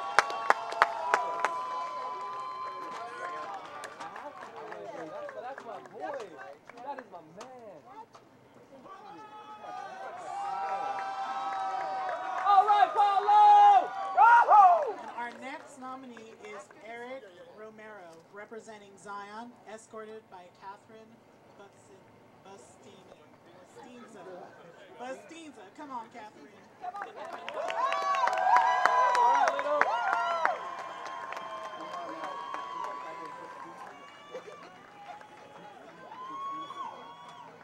Please join me in thanking our student leaders from ASB Cabinet, Student Council, Club Senate Board members of our Halloween Committee, and Long Beach City College students for escorting our Kings and Queen candidates. Applause.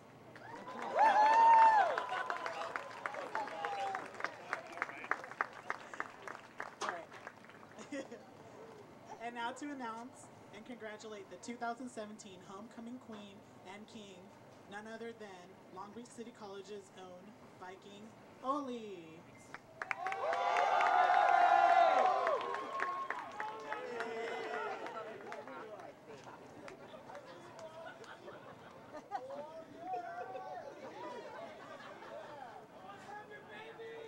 Thank you, Oli. What's this? Our 2017 Royal Princess is, open envelope. Oh, never mind, we're gonna do the prince first, not the princess.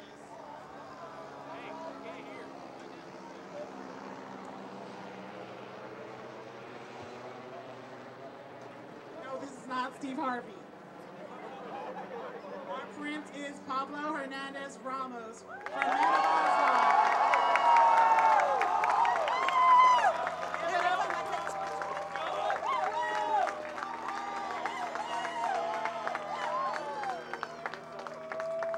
Our 2017 prince.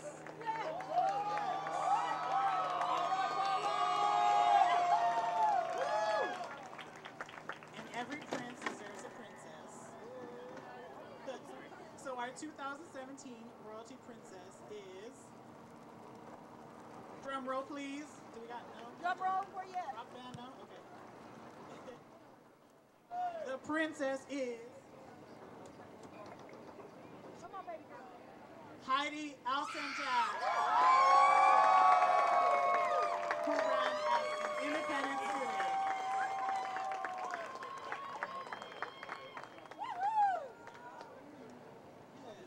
Another applause for our homecoming prince and princess, please.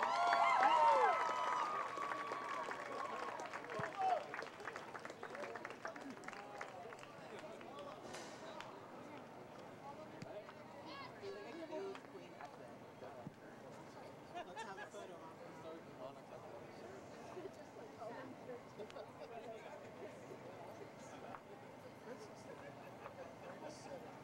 Yay, picture, picture.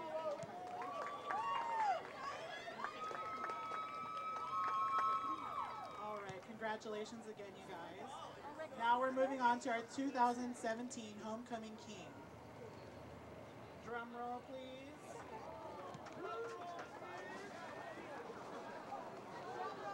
And the Homecoming King for 2017 Homecoming is Nash.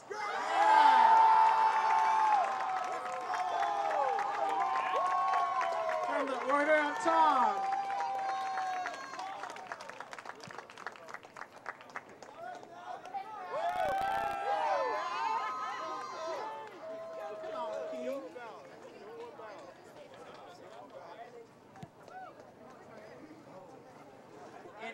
king deserves a queen if he's lucky.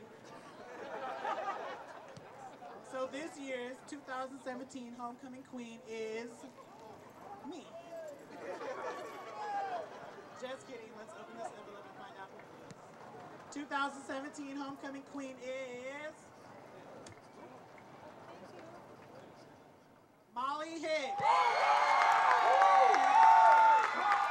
from Ladies of Athena.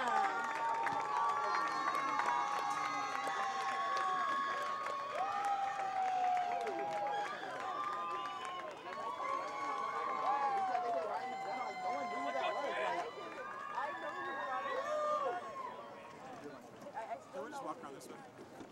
Walk along. Where are you going? Are we not going to walk in the park?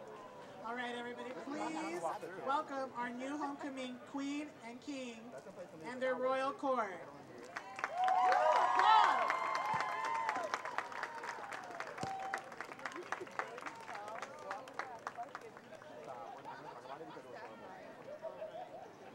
Thank you for joining us this evening as we celebrate Long Beach City College 2017 homecoming. Thank you again to the Office of Student Life, Athletic Department, football team, and all the hard work students and candidates. Go Vikings!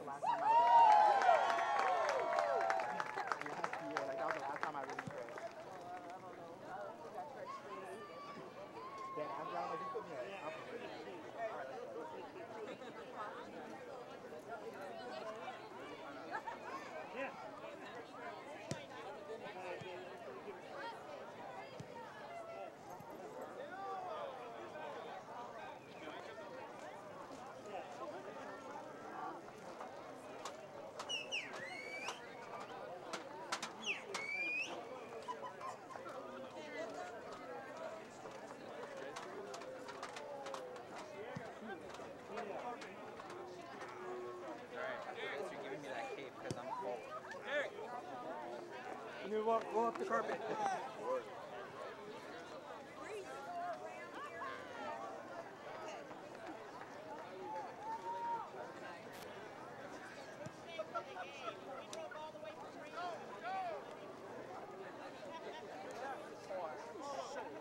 Come on, this is over.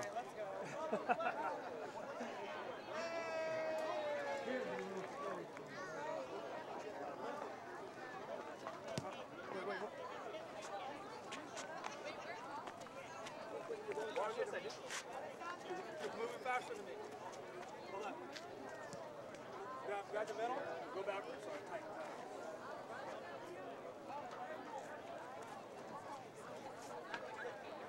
You gotta remember, I'm all like up and down.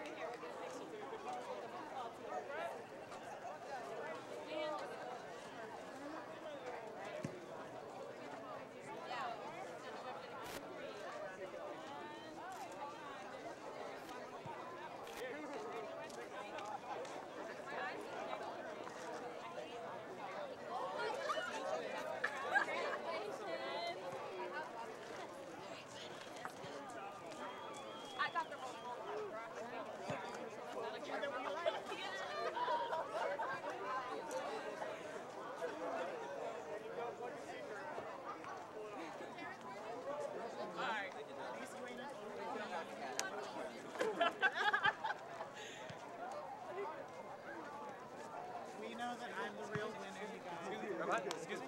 Excuse me? Hey, Nash. Taking a picture, guys. All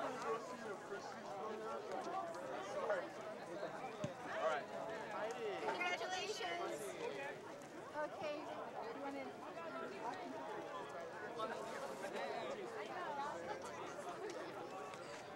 Go. All right. All right. Back to the stand we go. On the breaking down. Are we not doing anything?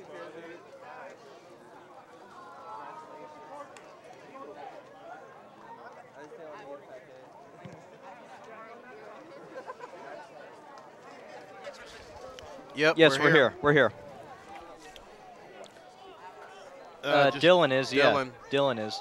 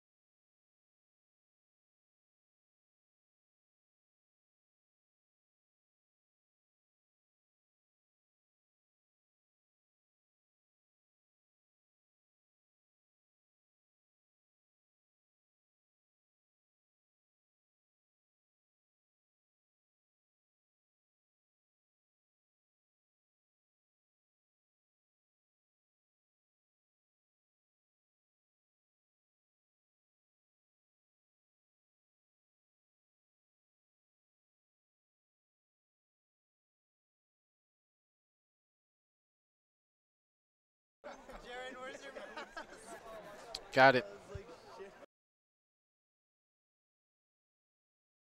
And welcome back, folks. Haunted Homecoming 2017, where your Long Beach City Vikings are up 19-10 over the visiting Los Angeles Harbor Seahawks.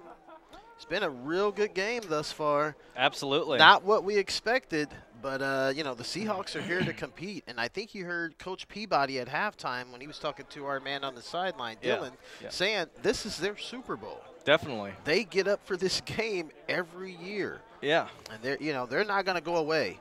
They're going to keep playing hard, and the Vikings, as Coach Peabody said, have got to stop making these stupid mistakes with all those penalties. Yeah, definitely. It literally cost them probably 14 points in the first half. Oh, you bet.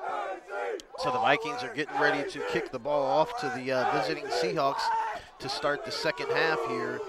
And let's see if the tongue lashing that I'm sure the Vikings received absolutely during in halftime the locker room has any effect on their play to begin this second half here. They are really going to have to stop shooting themselves in the foot with all those penalties. Terrible penalties. But they're pumped up now. Like penalties, personal fouls, things that you just don't see from winning football teams. Well, these guys are pumped up. They're ready to go, and I'm ready to go, so let's see what we got.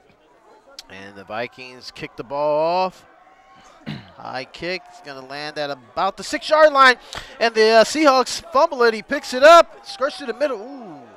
And he is met at about the 25-yard line. He was able to squirt forward for about 30 yards there. He fumbled it initially, and it took a great bounce. He was able to get back to it. And they're going to start at about the 30-yard line. Fair enough. Let's see what the Seahawks do. They're down by 9. To begin this third quarter here. You know, Coach Peabody certainly understands the challenge before his team. Does the team? Yeah. Do the players understand the challenge that's before them right now? We'll see as we begin the second half here if the Vikings can start to take control of this game and stop making bad mistakes. Yeah. Scott's going to take the snap. He takes the snap. Gives the ball to the running back. Running back skirts up the middle. Hard running, and he picks up about 6 yards on the carry. Number 29 from the LA Harbor Seahawks. Good run there. So compared to the last half, as we said, the defense very good, offense, nah.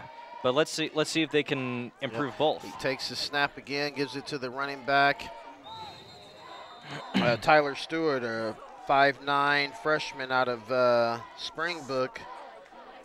And he only gained probably about a yard or so. It's going to be about 3rd and 5 for the Seahawks. Yeah.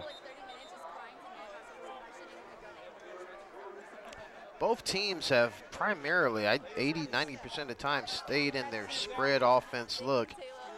Scott is in the spread offense look, pistol look, takes the snap, sprints to the left, run option pass, decides to tuck the ball and run, and he doesn't even get back to the line of scrimmage. The Vikings were waiting on him. It's going to be 4th down, time to punt to start the second half for the Seahawks. Vikings are going to get the ball.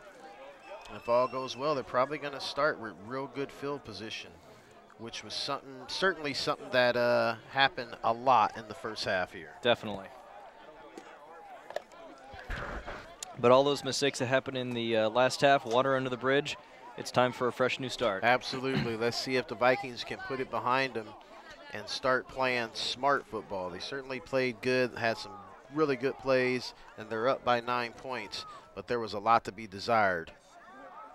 It's a punt, end over end, backs the Vikings receiver up all down to about the 12-yard line. He takes the ball, and he's able to get to the sideline to about the 35. So once again, good field position.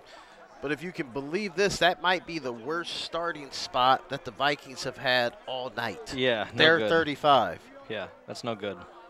Most teams are happy if they can get to the 25 to start average field play. The Vikings, worst field position that they're going to start their possession of the ball is going to be at about their 35.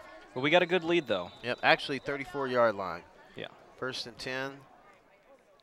And this is a new offensive set here. Looks like a pistol formation with the fullback. Lowry is going to take the snap. He's got 2 wide receivers to the top right. Looks like there's an audible coming into play. This might be a run here, judging by the formation, and it is. Run to the right. He's got some, and he gains about 4 yards to the right sideline. And you may see a lot more running the football of the Vikings here in this second half. They've got the lead. They've got a really good running back in Bynum, 6'2", close to 200 pounds. So they definitely can pound the rock here if they want to. Oh, no question. And the hurry up snap.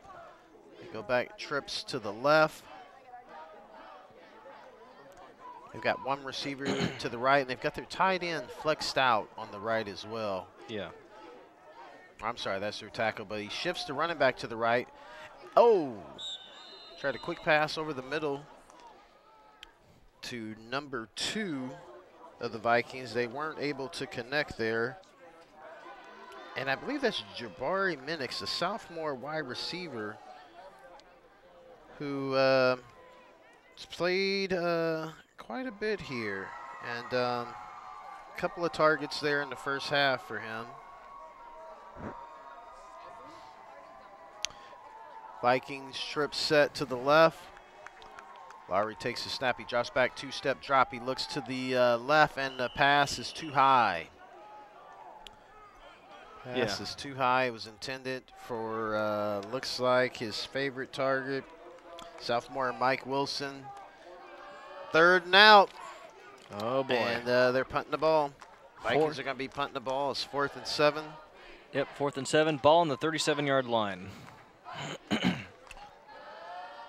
Let's see what the Seahawks can do here. They certainly will probably have better field position than what they've had all game long here. We'll see where it ends up.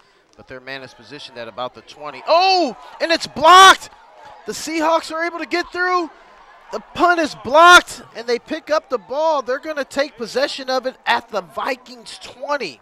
What the heck did I just don't know see? what happened there. He appeared to get a good a good snap. Yeah. He caught the ball, and it looks like he just hesitated, and the Seahawks were able to get through there, got the block. That was kind of weird. And recovered the ball. They're on the Vikings 20.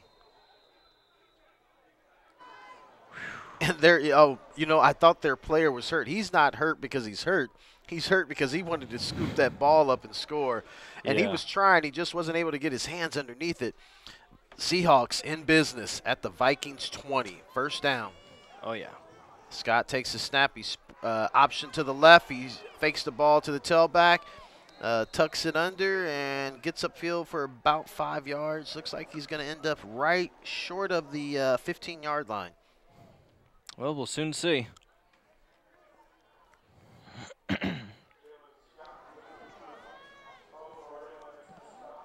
Seahawks are subbing in a different wide receiver. Looks like they're going to be doubles wide receivers to the right. Running back to the right of Scott in the backfield. He gets the snap, two-step drop, swings it out, and looks like a catch. Yeah. To about the 10-yard line of the Vikings, real close to a first down, if not a first down. For the Seahawks, moving forward. Moving the chains. Man, that block punt, big. Another big play, another miscue. Yeah.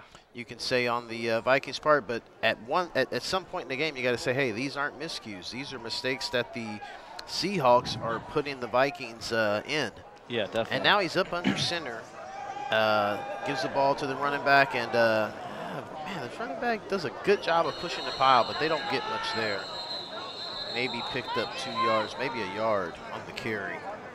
I've seen them come up under center a couple of times during the game, usually in short yardage situations. That seems to be like their power formation or their goal line offense, but it hasn't been real successful all game long. Yeah, definitely. But all we want to see here is just some success. Well, the defense has got to try and stop them. The Vikings have got to step up here, and they've got to get a stop. Yeah, at least like to hold them into 3.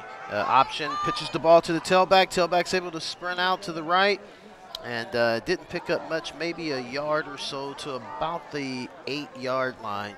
So it's going to be a big third down here for the Seahawks.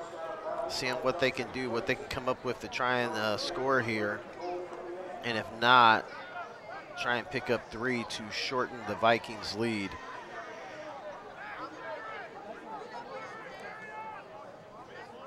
They've got 3 wide receivers to the open side, top half of the field. Scott's going to take the snap. He's got a running back, sprints out to the right. They throw a pass, and he's completed the ball, and it looks like a touchdown. Whoa. Seahawks on a play to the sideline there, number 8, wide receiver for the Seahawks, catches the ball at about the 3 and is able to run it in. Definitely touchdown. Seahawks scored 19-16. Oh, boy. Holding, number 8 of the defense. That penalty's declined. Result of the play, touchdown. Holding penalty didn't matter as it went against the Vikings. Of course, it was declined. Yep. And the result of the play, touchdown Seahawks. And now we're going to go for their extra point, and let's see if they make it. You know, I only thought spooky things happened on Halloween. Yeah, but it's only a couple days before. Yeah, okay. Oh, boy. Well, we got some spooky happenings here. Oh, and the Vikings blocked the extra point. Oh. So that could make things interesting if it comes down to a field goal at the end here as they block the extra point attempt by the Seahawks. And so it's going to be 19-16. You're not going to pick up that additional And now point. here we are for a slow-mo on the touchdown. Yeah, so you can see the quarterback, Scott, drop back. He's got his guy, runs a 5-yard out. Pass is on time. He catches it. And then there's the And this flag guy right is there. he's about 6'3", 6'4", so he's got a huge frame. Now, I thought he might have been short of the goal line when his hand touched, but I don't think they have instant replay. It's a touchdown. Yeah, and definitely. it's Here we are back live. 19-16 Vikings. Yep, so here back live in the field. It is 19-16 Vikings. We're still ahead, and it's only the third quarter, so anything could happen. Oh, yeah, certainly in this game because anything is already happening. Yeah, definitely. Vikings are going to get the kickoff by the Seahawks, and this game is real close. This is a very competitive ball game. Like I said, you wouldn't know that the Seahawks had come in with a 2-5 record here. They're giving Long Beach all they can handle. Definitely. Vikings take the ball at about the 20, and their running back gets to about the 27-yard line, and that's where they're going to begin play. On their next possession here, their second possession of the second half, Vikings are going to start out at about their 27-yard line. And one thing I have noticed so far, field position major change. The Vikings I think they were averaging starting field at about their 45. Now they're closer to in the 20s, 24, 25. That changes things quite a bit here as they try to move downfield here. Definitely. Lowry takes a snap, gives the ball to his running back. Running back heads up the middle for about a gain of 4. It's going to be probably about 2nd and 6. Lowry's in a shotgun snap. Got 4 wide receivers. Once again, gives the ball to the running back, and he stood up maybe for about a gain of a yard or so. It's going to be about 3rd and 5. Vikings look like they want to try and run the ball, try and work some clock, and try and settle down a little bit. The passing game just has not been there thus far in the second half yet. This is a big down here, 3rd and 4. Vikings are up 19-16. Lowry takes the snap, 1-step drop, whips it out, and timing way, way off. Not even close on that one. That was a bad throw. Oh, boy, I don't know if you saw that, but obviously Coach Peabody. He's not happy. He's not happy. He's giving him some choice words. I don't think anybody's going to be getting any candy at the Peabody home if things continue to go this way. Yeah. Kind of appeared to a little bit of a headbutt situation there. I'm not sure Definitely what I saw, but I can tell you this: he wasn't happy about that. No way. And up it goes. Vikings get the punt off. The punter was knocked down, but I think they're going to look at that as incidental contact. Yeah, they do. There's no flag on the field. And the Seahawks are going to start their next possession. Let's see, where are they going to be at here? Boy, was this kick a lot shorter than we thought? It absolutely was. They're going to begin their next possession in Viking territory. They're at the Vikings 44-yard line. So this is the best field position they've had all game long. The quarterback, Scott, dual threat quarterback who has been almost single-handedly keeping the Seahawks in this game here. Pistol formation, running back about 3 yards behind them. Receiver, 2 wide receivers to his left, gives the ball to the running back, and penetration by the Vikings. And they're able to get them down in the backfield. They got good penetration there, Vikings did, and that play didn't stand a chance. 2nd down and 14.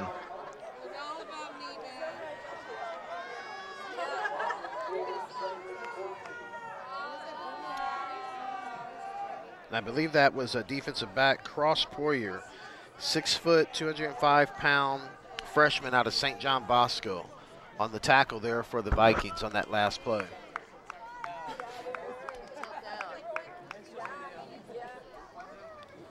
Seahawks line up. They lost a couple of yards, it looks like. Quarterback Scott sprints out to the right. He's got defenders all over him, and they almost get to him. He's able to get the ball off, but, man, they had really, really good pressure on him as he sprinted out to his left. Actually had 2 defenders that looked like they were just waiting for him to sprint out to the left there. They were waiting, and they were ready for him on that one. Waiting. Yeah, he wasn't able to juke out of that one. He was able to throw the ball away, so he didn't take a sack there, but certainly wasn't able to do anything with that play. And it's going to be 3rd and 14 for the Seahawks.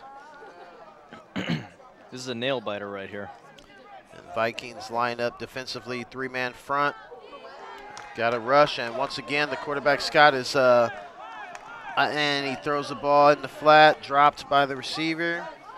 And the Seahawks squander a real good opportunity there to try and make this game a little closer, or maybe even take the lead. They're going to have to punt the ball here back to the Vikings. And we're at 7:24 in the third quarter. Yeah, we got a ways to go, but you know, again, we're ahead. That's the positive part right here. But the other thing that we need to look out for is, you know, is to stop getting so many penalties. Yeah, there's no question about that.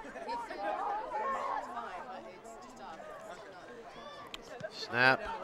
The Seahawks get the punt off. And they're going to down it right at about the 20-yard line. And the Vikings, once again, start their next possession of the second half.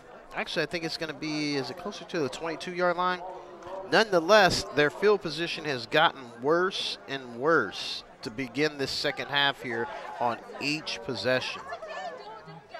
And so that, too, is going to be another issue that Coach Peabody and his offense are going to have to work through as they try and maintain to keep this lead. 19-16 over the visiting Los Angeles Harbor Seahawks here on a homecoming Saturday night.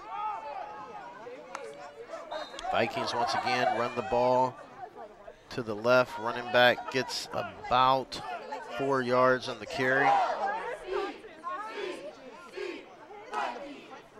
I believe the running back was Job McGinty, freshman running back. Here they are in shotgun formation, and there seems to be a bit of a problem. Well, it looks like they're audibling as they see the defense. Looks like Lowry is getting audibles from the sideline, so he's always looking to the sideline. He takes a snap. One step drop, and he gets the ball out. Oh, are they going to call that a catch? Yeah, it looks like they do, but he probably fumbled it once he hit the ground. But I think the catch is going to result in a first down. And by the way, it does. And by the way, everybody, just a small tidbit on the World Series. The Dodgers are tied 1-1 with the Houston Astros, top of the ninth. Woohoo! Oh, boy. That's what I call a nail-biter. Crunch time. Definitely. All right, here we are.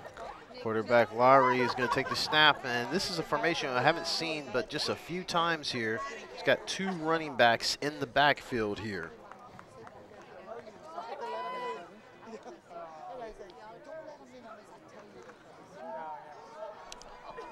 And he gets the snap, and that play goes nowhere. They were ready for that, and running back Job McGinty, freshman running back. Nothing happening on that one. I'm a little surprised that leading rusher on the season, Elijah Bynum, is not in the game right now. I wonder if he's hurt. Perhaps. I don't know. I'll ask Peabody on afterwards. I interview him at the end of the game. And Lowry gets the play from the sideline. He's got trips to the top of the formation, looks to the left, throws it to the right, and the Seahawks were waiting for him. Lowry dropped, looked to the left, came back, or looked to the right, came back to the left on like a one-man screen, and the Seahawks weren't having it. They were all over that play. It is 3rd and 16 for the Vikings. And this is usually the time where you see Lowry connect with either leading receiver Cedric Boyd or Mike Wilson, who's been his go-to receiver this game here. Let's see what they can do. They need a big play here, the Vikings do. You can feel the energy leave this stadium. He takes the snap, drops to the two-step drop. He scrambles out to the right, eludes one defender, and then he's crunched. He gets the ball off, and it's intercepted by the Seahawks. And he slips. The Seahawks get the interception on an errant pass thrown by Lowry. He got crunched right as he put the ball in the air, and that may have led to the overthrow. Seahawks were there waiting for it. He gets the Seahawks defender catches the pass, and once again another turnover created by the play of the Seahawks. They got great defensive pressure once Lowry rode out to his right. I don't know who that was. He actually absolutely annihilated Lowry. Lowry did a good job just getting the ball out of his hands, but obviously it wasn't accurate as he got hit right when the ball left his hands, resulting in the interception. And now the Seahawks have the ball at their 25. Takes the snap, throws the ball out to the flat, completes it, and it's going to be a catch for close to a first down. Out to about the 35-yard line of the Seahawks.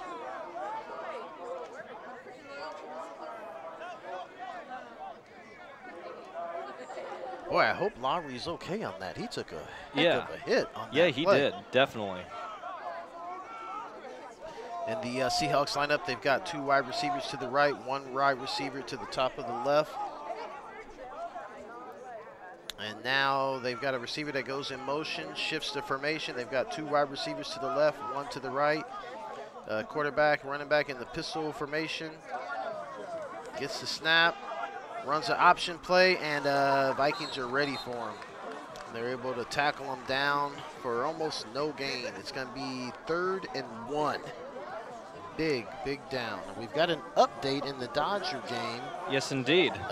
Looks like the Dodgers 2-1. are up 2-1 over the Astros. Top of the 9th. So for all you Dodger fans out there, keep hope alive. Oh, yeah. Let's hope that these bad boys win the World Series since 1988. We'll see. All right. All right. Back to Vikings business. line up on defense. Scott under center for the Seahawks here. I formation, gives the ball to the fullback, dives ahead, gets the first down. Good little dive there, straight ahead, power football, if you can believe that. Definitely. The 2 and 5 LA Harbor Seahawks are playing power football against the nationally ranked Long Beach City Vikings, ranked number 17 in the JC Gridiron poll, ranked number 5 in the state. Right now, they've got all they can handle from the Seahawks. 19-16, coming down to the end of the 3rd quarter here. Vikings are up. Vikings get good pressure on Scott. He eludes the pressure a couple of times, but they're going to end up getting to him, and it's going to be for a sack. There also is a flag in the backfield, and there's another flag close to the pile. So there's 2 flags. Yeah, and that second one has, just the way it looks, it doesn't look good for us. No, it does not. That could be a big problem. Yep, because if they give the Seahawks a first down here, my goodness. Yeah. Let's see what the boys in the stripes have to say about this play. What's the diagnosis, doctor? There was 1 live ball foul and 1 dead ball foul. The result is going to be, it's going to be 1st and 10 from the same spot. We had personal foul, hands to the face, number 51. Dead ball, personal foul, number 21 of the defense. It'll be 1st and 10 from the previous spot. Now, obviously, here's what you have on a play like this. You've got 1st and 10, so we kind of start from nothing, but the Vikings penalty comes after the play. Yeah.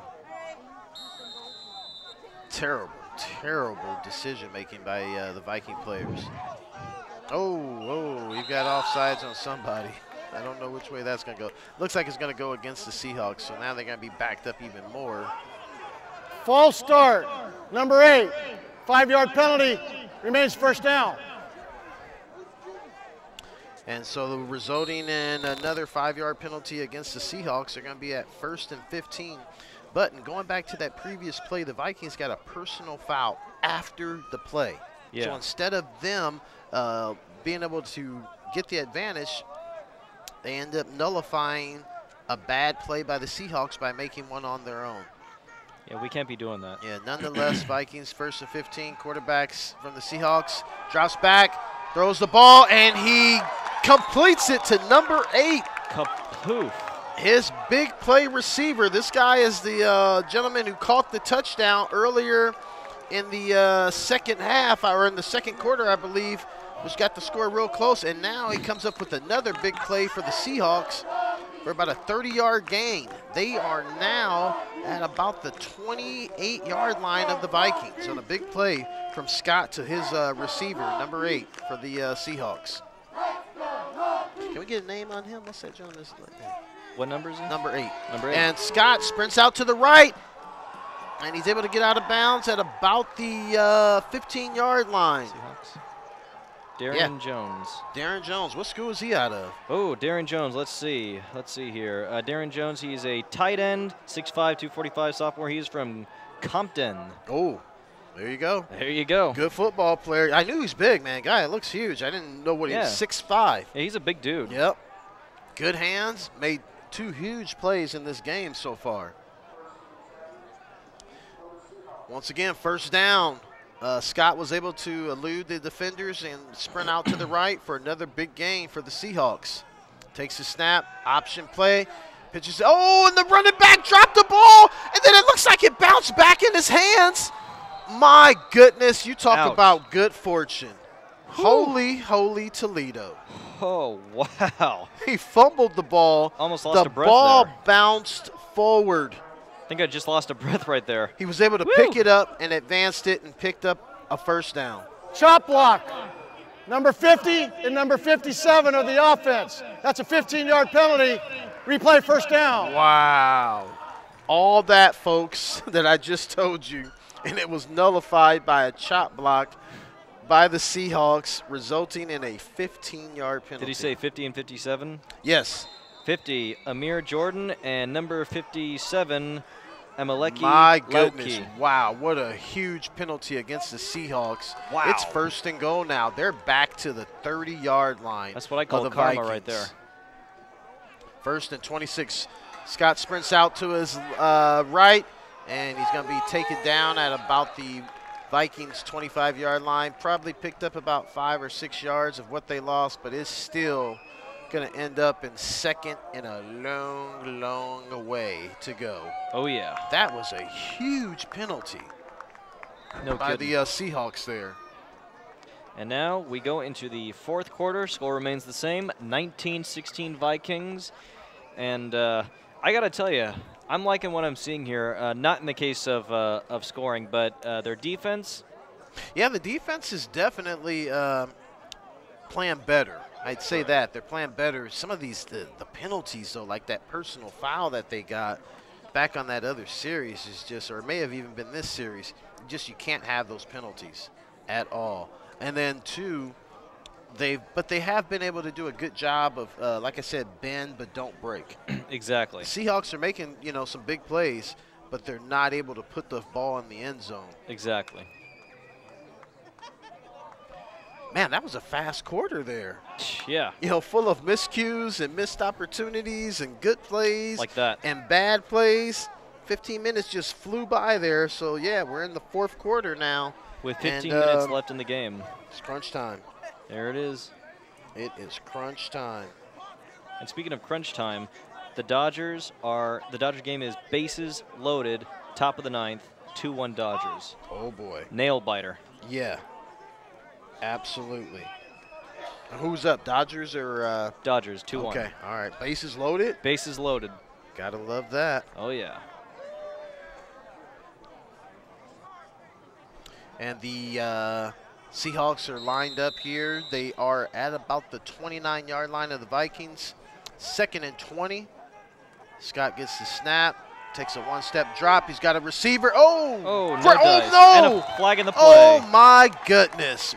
Looks like we've got a defensive pass interference on the Vikings at about the 5-yard line. It's going to result in a first down for the Seahawks. Oh boy! My. This could get ugly. And the Seahawks have got a man that's down on the field. Their trainers are running out. Let's see what he's got to say.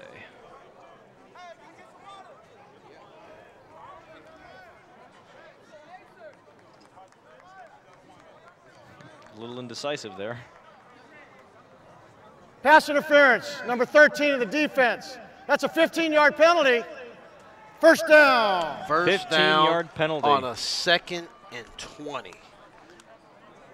I don't know how old Coach Peabody is, but I guarantee you. He's fired up. Well, he just aged about 5 years on that sideline, man. Whatever it was, add 5. Yeah. This type of, you can't write more of a nightmare than this, man. Whew, doggy. Wow. And can't see who that Seahawks player is, but he definitely is hurt. He's limping off the field here. They have to assist him off the field here, so he's definitely in some pain. That is number 4. That would be Alexander Washington, wide receiver, 5'11", 160, freshman from Compton High School. Okay. And he's from Rancho Dominguez. We wish him a recovery, but not in this game. Maybe for the next game. Sure, why not? All right, there we go. We'll be honest about it. And Vikings, oh boy, are looking at a 1st and 9 for the Seahawks. And the Seahawks are looking to put it in here. Scott brings a man in motion, fakes it to him, and the play is blown dead. False start, number 74. 5-yard penalty, remains 1st down. False start by the Seahawks. That's going to back them up 5 more. So now they're going to be looking at about 1st and 14 or 15 yards to go here. All right, I'm sorry, 2nd. Yep. Or if that play was blown dead, no, we're going to be looking at 1st and 14 here from the Vikings 14-yard line. Scott sends the running back in motion, and the play is blown dead again. Another flag. False start, number 74. Wow, 5-yard penalty, another remains 1st down. false start. Talk about the penalties in this game. I know, right?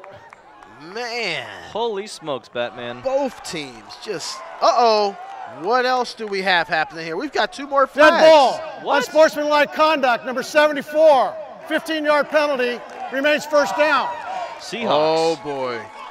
Yeah, oh, yeah. And you know what? The coach from the Seahawks is pulling that player out immediately. You may not see him the rest of the game unless it's absolutely necessary. Absolutely. After the penalty, he must have said something to the ref or did something and got an unsportsmanlike penalty. Ouch. It's going to be 1st and 30. I know. Wow. Wow, this is just I have never seen so many boneheaded personal fouls, penalties in one game ever. this game is full of surprises. I mean, I'm talking about all the way back to, Pee Wee League. You just don't see stuff like this, man. Exactly. 1st down, and I don't even know what you call it. Yeah, that scoreboard needs 1st a and little 35. adjustment. Anyway, he takes the snap, sprints up the middle. Uh-oh, he's got some room. He's got some room. He's going for it, but oh, boy, bam. he takes a heck of a hit. Wow. There's another flag. I don't know what that could be. That Scott took the snap. He just gave him a bulldozer. I think they're going to call that targeting. Yeah. They may call that targeting. He definitely looks like he took a hit up high, maybe to the head, and that's going to be another penalty against the Vikings if it is. He just took a hard bulldozer to the head. Man, that guy is quick. Oh, yeah. Oh, boy, twists and turns. All right, let's see what they got to say. Personal foul, illegal helmet contact against the defense. That's half the distance to the goal. Oh, 1st down. my. The audience is not happy. Oh, my. The audience isn't happy. The They're coach is not happy. They're trading personal fouls now. Yeah. So maybe this game won't be won on the field. We'll just see who gets the most personal fouls. We shall see. And the Seahawks appear to have some dissension here on the field. Looks like they're subbing in a player. Gets in just before. And Scott's going to take the snap off of that great scramble and personal foul penalty against the Vikings. He took a blow to the head after that nifty little scramble up the middle for about 15 yards. And now the Seahawks are in business. 1st down, they run it. Scott tucks it under on the option keeper. And Gaines probably got back to the line of scrimmage. I don't think he got anything on that. And to give you an update, one team that isn't making mistakes The Dodgers tonight, just hit a home run. all right, our Los Angeles Injury timeout. Dodgers. And at least one team in California today is making some progress. Yeah, not making a bunch of mistakes.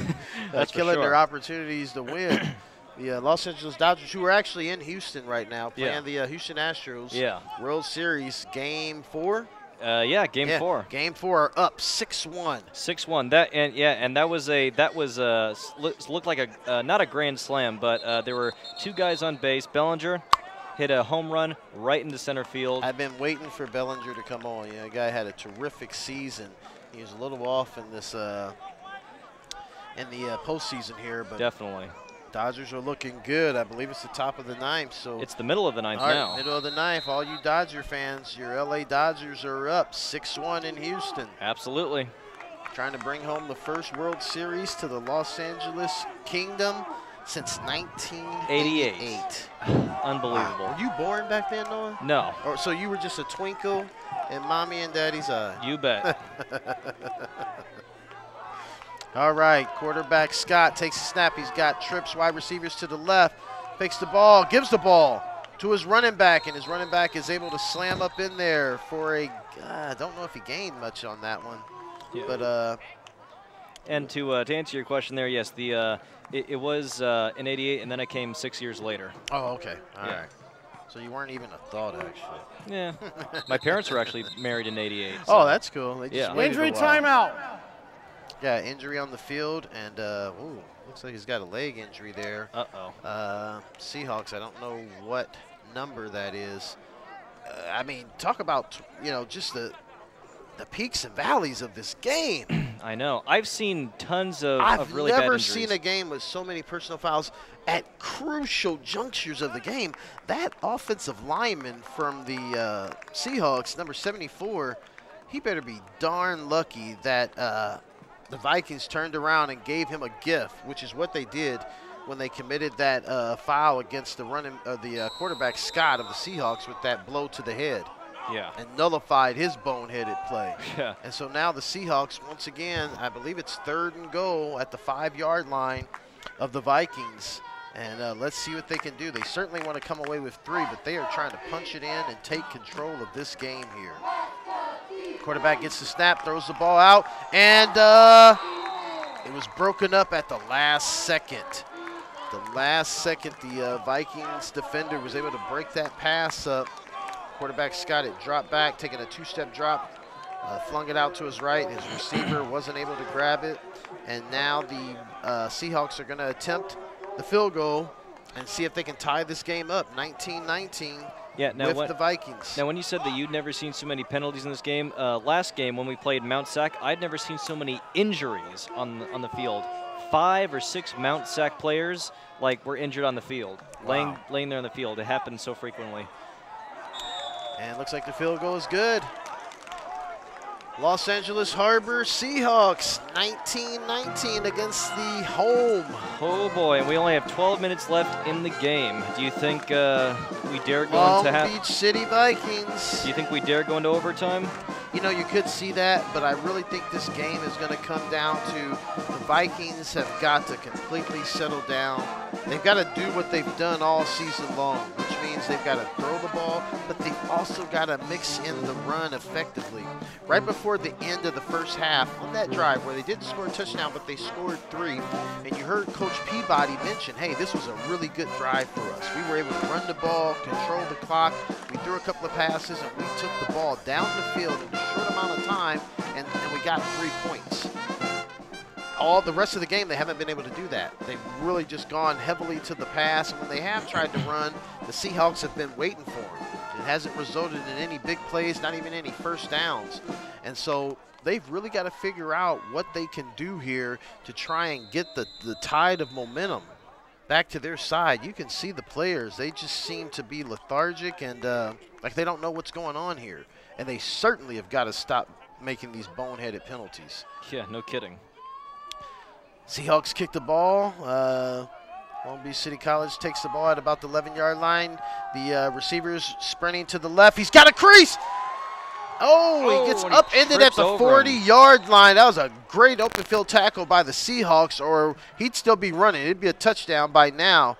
He sprinted to the left. He had a wall of blockers. He got past most of the defenders from the Seahawks kickoff team, but then one of the Seahawks was able to upend him at about the 42-yard line. And this is where the Vikings are going to start their next drive. They come out. They've got 4 wide receiver set, 2 on each side. Lowry takes the snap, gives the ball to the running back, and looks like he picks up a couple of yards, stays in bounds there, and going to be looking at about 2nd and 8 or 2nd and 9 on the play.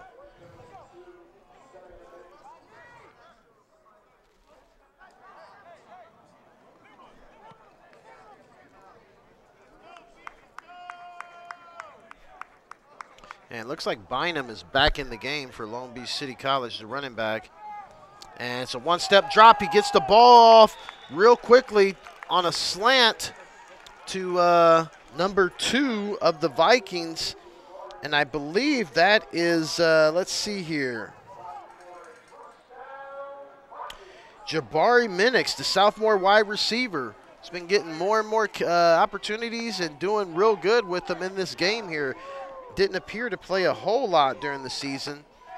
And the Vikings have a first down at the 40-yard line of the Seahawks. One-step drop, and he's got some pressure. And look, oh, he escaped. He got out of there. Great job of escaping the pressure by Lowry. He was able to scramble out to his left almost for a first down. Boy, woo. They had him on at least 2 or 3 occasions on that play, and somehow he was able to just squirm out of there and almost got a first down for the Vikings. This is a huge drive. You could see the sense of urgency by Lowry on that run there. Maybe that'll be the play that kind of wakes up Long Beach City. Holding, number 21 of the defense. That penalty's declined. Result of the play, first down. And it was a first down run by Lowry, a nifty scramble. That's what I call a rude awakening.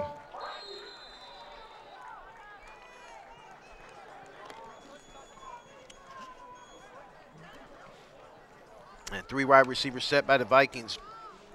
He's got his running back Bynum to the right. And once again, he's got an audible coming in from the sideline by the coaching staff. And switches his running back over to the left for the protection. Fakes it to him, one-step drop. Ooh, nothing there on that one. His receiver was double covered. There was nothing happening. The play was the ball was tipped at the line of scrimmage, and the Seahawks were all over that play. Vikings have got to be careful here. They were able to scramble, made a couple of pass plays. They've got good field position here. You're at 2nd and 10. Maybe take a look at running the football here. Now you've got numbers to the left there. You can see a trap or a sprint out to the left and see what they can put together. Oh, flagging the play. But before that happens, False start, number 51, 5-yard penalty. Remains 2nd down. another penalty by the Vikings. Backs them up 5. Recurring theme here. I'm almost tired of talking about it. Yeah, me too. I don't think penalty will come out of my mouth again for the rest of the week. Well, then allow me, please. I've said it a bunch of times, and it ain't stopping. Quite repetitive. We're at 2nd and 15 for the Vikings after the penalty. Trips wide receivers to the right, and he airs the ball out, and it's going to be too long. And he was triple covered anyway, so it was nothing happening there. And you know why he was triple covered? Because that is number 1, Mike Wilson, who in the first half absolutely torched the Seahawks, and they seem determined to not let that happen here in the second half. Long Beach is going to have to find some other options. No doubt about it. Yeah, no question. Trips wide receiver set to the right. Lowry's about to take the snap. He gets the snap, rolls out to his right, throws the ball out, completes it, and he picked up about 6 yards on the play. They're going to be looking at about 3rd and 3. Personal foul, roughing the passer, number 48. Oh, 15-yard penalty, first down. And this is a good but. We've got another personal foul. Oh, boy. What are we at, about 10 in this game? I lost This count. time on the Seahawks, and they seem to just be going back and forth like, hey, it's your turn. Correction. No, it's your turn. Oh, it's my turn. We'll Hold on. Back and forth. It's your turn. Half the distance to the goal, first down. Wow, half the distance to the goal. Vikings get a huge, huge penalty there in their favor. It's going to be first down, and they're inside the 20-yard. They're at closer to about the 12-yard line of the Seahawks on the personal foul against the quarterback Lowry by the Seahawks. He's got 4 wide receivers set, takes the snap, gives the ball to the running back. Running back sprints to the right, and it's going to be a touchdown by the Vikings. Whammo. Booyah. Wham, bam. Goodbye, Cunningham. Yeah, freshman running back Bynum on the slant draw to the right, gets in the end zone. Vikings are up 25-19. I was saying it earlier, it seemed to me like the Vikings needed to try and settle things down and start running the football. That's what they do. They get the score. Mr. Bynum, a guy that hasn't really touched the ball a whole lot all game long, gets in the end zone. There you go. All right, here we are lined up for the extra point, and it is good. And the Vikings are up by 7, 26-19. And ladies and gentlemen, I am very pleased. Oh, slow-mo. Here we go, slow-mo. You see he gets the snap, gets the ball, and it's wide open. They've got a double team there on the nose. Bynum, the good running back that he is, sees that crease, sprints forward, and he's not playing around. No jukes, no moves. Straight ahead, bulldoze into the end zone. Touchdown, Vikings. And ladies and gentlemen, I am very pleased and honored to announce that the Dodgers have won the game tonight, and the series is tied 2-2. The play, the extra point was good. After the play was over, we had a dead ball on sportsmanlike conduct, number 51, Long Beach. That 15-yard penalty being forced on the kickoff. And what has become the norm in this game, ladies and gentlemen, we have another personal foul. What else is new, huh? Nothing as far as this game is concerned. That one's going to be assessed on the kickoff. They're going to be kicking off, guys, probably from like the 15 or their 20-yard line. I can't imagine what practice is going to look like, win or lose tonight on Monday for the Vikings. Yeah. But if you want to see a butt chewing, try and show up and watch that practice. You will get a lesson, because I can assure you the Vikings coach staff is going to administer one to this team come Monday. Like I said, win or lose. Definitely. There's no question about it. No. So the Vikings are going to be kicking off from the 20-yard line after that penalty, after the score. It's a good kickoff, and the Seahawks drops the ball. Number 24, he gets upfield, and he's going to get taken down. Oh, after a real hard, spirited run, thought he was going to get taken down at about the 27, but he's able to squirm through and fight for another 5 yards, so he's up to about the 32, 33-yard line. And that's where the Seahawks will begin this next possession. 26-19, the Vikings are ahead of the Seahawks, fourth quarter, 10:28 to go. Long Beach did a good job on that drive of, a little bit of everything. Yeah. Mixing in the run, the pass, and of course they had to get a couple of personal foul penalties against them and for them, resulting in a touchdown. There you go. So that's the formula, man. Get a couple of personal fouls, commit a couple of personal fouls, you'll probably score. Yeah. Let's see what the Seahawks can do. They get the snap, quarterback drops back, throws the ball out, and it's incomplete. Scott has somewhat cooled off here, with the exception of that run on their last score, and then the personal foul against the Vikings. He hasn't done a whole lot in the second half here in the air or running the ball, but that could all change. This guy is really quick and fast, and he's decisive once he makes a decision. So let's see what the Seahawks come up with here. It's 2nd and 10. Ball on the 33-yard line. 33-yard line. So Scott gets the snap. Throws the ball out to the flat, and almost had a chance to catch it, but wasn't able to corral it. Number 9 of the Seahawks, resulting in a 3rd and 10 for the Seahawks. Wow, I'll tell you, this game is just full of surprises. Yeah, there's no question about that. Whoo boy, it's a non-stop thrill ride. And the Seahawks line up in trips to the left, one wide receiver to the right. Scott's in the backfield with the running back, gets the snap. He sprints out to the right, and the Vikings get to him. They had backside pursuit on that one, and this time it got home. Number 42 of the Vikings gets the sack. I think that's their third or fourth sack on the game, and the pressure got home this time. Scott wasn't able to get to the perimeter and make a play, or he hesitated a little bit, and that's all the Vikings needed, and they were able to corral him. And so that's going to result in 4th down for the Seahawks. They're going to be punting the ball back to the Vikings. 9 minutes left in the game.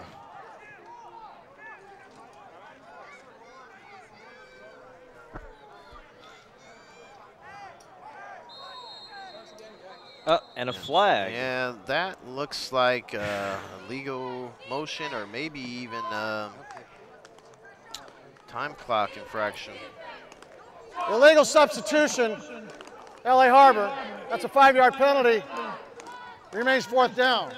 Okay, so the illegal substitution penalty against the Seahawks is going to back them up an additional 5. So they're going to be punting the ball from about their 24-yard line. Yeah, this would be a good opportunity, in my opinion, for the Vikings to maybe bring some pressure and see if they can get to it. But they probably won't, only because they're comfortable with that lead and trying to add to it. A rugby-style kick by the Seahawks. Vikings receiver gets to, he gets a block, gets down the sideline, gets out of bounds at about the 40. That was a good block that he received as he turned upfield. I don't know who that was, but somebody's clock got rung on that play for sure. The Vikings receiver was able to get up the field, turned it up nicely for about a 15-yard gain on that return. Thus, the Vikings are going to start in real good field position. They're going to start out at the Seahawks 40-yard line. Let's see what happens here. I say run the ball with Bynum. He's ready. He just scored. Nothing like giving a fresh running back the rock after he just scored a touchdown. Definitely. And there you go. There you go. He gets the ball, but there you go. He got hit in the backfield at 3 yards deep in the backfield, was able to fight, and you saw the effort, and ended up getting a gain of 5 yards on that play. Superlative effort by Bynum on that play.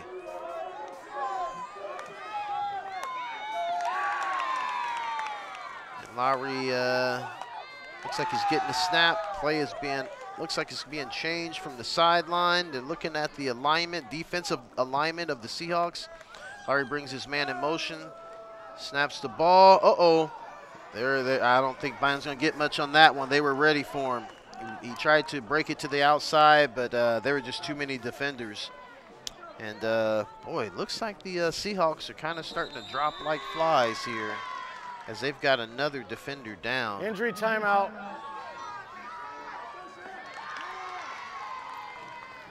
Not sure what happened to him on the play. He may have even had the wind knocked out. Perhaps. But he's hurting. He's not moving his left arm very much at all. Oh, boy.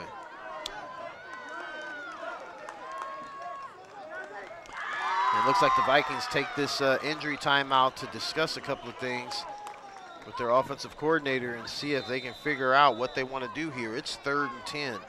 So by no means is this game over. There's still plenty of time left, and the Vikings have got to keep pushing, got to keep their foot on the accelerator here and try and put the Seahawks away, if they can do that. Yep. Got trips receivers to the left.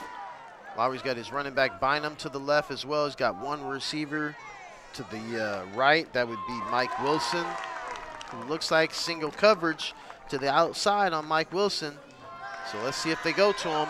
Looks like they do, and the ball is picked. The ball is picked. You could almost see Lowry adjusting and saying, hey, I've got single coverage on my man Wilson, but number 21 of the Seahawks was waiting for it. He was in a trail technique. He dropped off at the last moment, and I don't know if Lowry picked that up. He appeared he was in press coverage to begin. He dropped off in like a trail type coverage right before the ball was snapped, and I don't think Lowry picked that up. No. And so when he dropped off, he had a cushion. The ball came in front of him. Boom, he was able to get the jump on it, intercepts the pass. We're going in the opposite direction, folks. Yes, we are, with just 7 minutes left in the game. Scott takes the snap, swings it out to his running back, and he swung it out a little too far. incomplete. It's going to be 2nd down and 10 for the Seahawks. As Scott from the Seahawks just put a little bit too much air underneath that pass, and it's going to result in 2nd down. Let's see what the Seahawks can do. They haven't scored in a long time here. They haven't even been in the Vikings territory in a little bit here, so let's see what type of drive they can put together to try and get back in this game. He gets the snap, runs a quarterback draw, and Scott gets up the field for a 1st down, gained about 12 yards on that little option keeper that they keep running. Fakes it to the tailback. Actually, he's reading the defensive end. Defensive end slams down. He pulls the ball, but then he heads right up the middle as well and almost uses his running back as an additional blocker. Is able to gain good yards there on that play. It's been real successful for them all night. Scott gets the snap, gives the ball on a draw to his running back. His running back breaks out, and he's got room to spare, and he's down to about the 20-yard line of the Vikings. That was a really well-designed draw play by the Seahawks. Running back number 20 got the ball, sprinted. There was nobody there in the middle, and his natural speed just took off. That was a good play by the Seahawks, and the Seahawks have got a 1st down. They're at 1st and 10 on the Vikings 20. And they're up to snap. Trips wide receiver set to the right. Scott gets the snap, and it's a quarterback draw. Once again, he goes up the middle and picks up another 6 yards. As I said, folks, this game is not over. Not yet. 6:24 and counting, and the Seahawks are definitely in scoring position. Once again, after the great run by their running back on that draw a couple of plays before. And Scott looks like he's getting the call from the sideline. He's got trips wide receivers to the right side. The wide side of the field, he gets the snap. He's got a running back in the back. He's going to option it to him, pitches it to him. Vikings are ready for him, and they take him down. About a 2-yard loss on that. The Vikings weren't having it on that one. They were ready for that play. They had numbers on that side, so there was no way the Seahawks are going to make a positive gain on that play. No dice.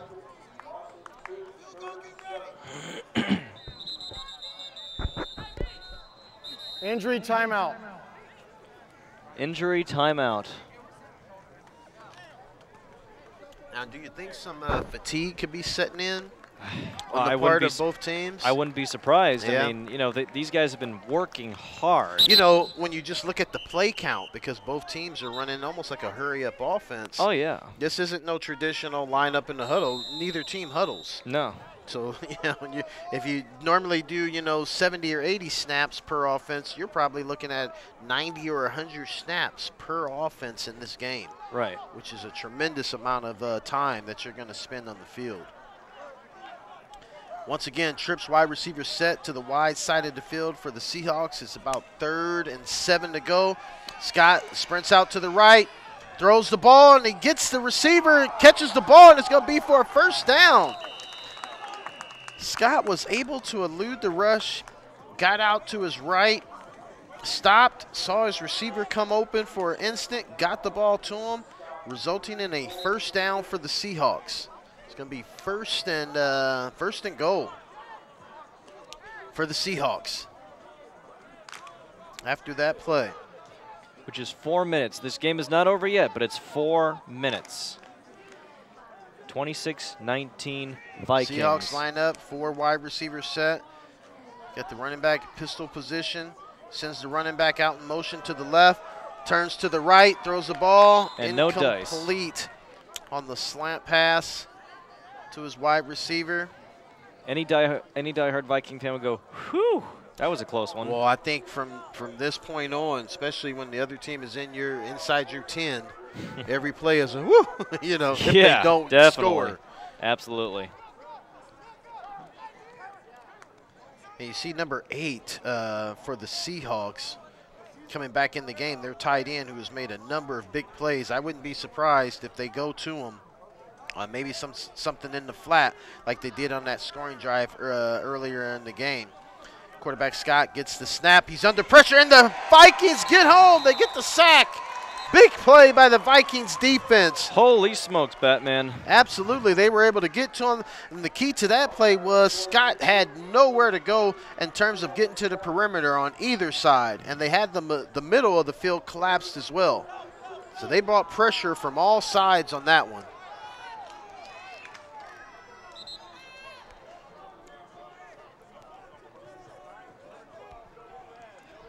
Huge play by the Viking defense. Lost about 10 yards there on the snap.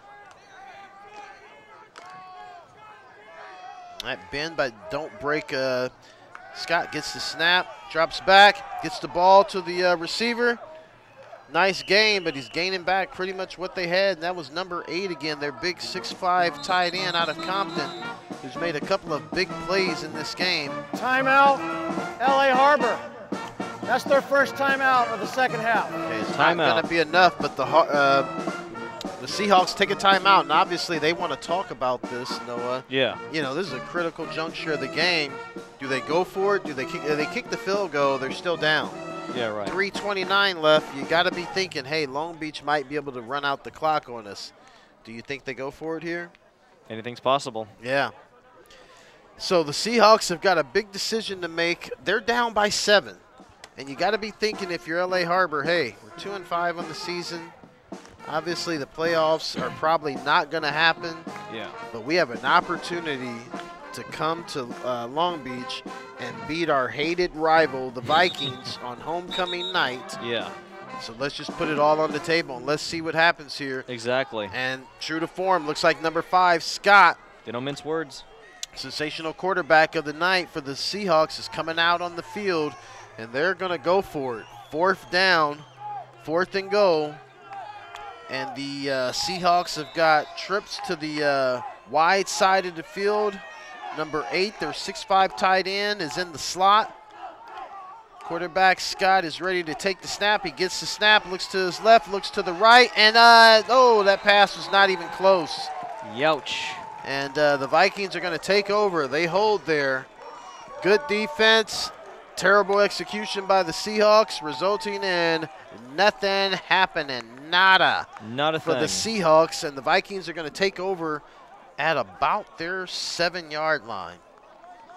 Oh, boy. We've got 3:24 left to go. This game isn't over, but certainly that was a huge stop by the Vikings defense. Definitely.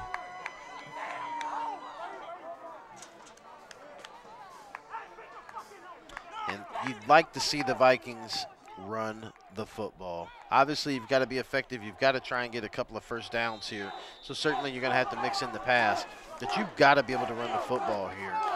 And let's see what happens. Vikings line up. They've got 4 wide receivers, and they do. They give the ball to their running back. He doesn't pick up much at all, maybe a yard or 2. Looks like the Seahawks know what's coming too, and they were there to stop that. Timeout, LA Harbor. Yet That's another their second timeout. Okay, and LA Harbor stops the clock there. 3:13 to go. It's going to be 2nd and about 7 for the Vikings on this play upcoming.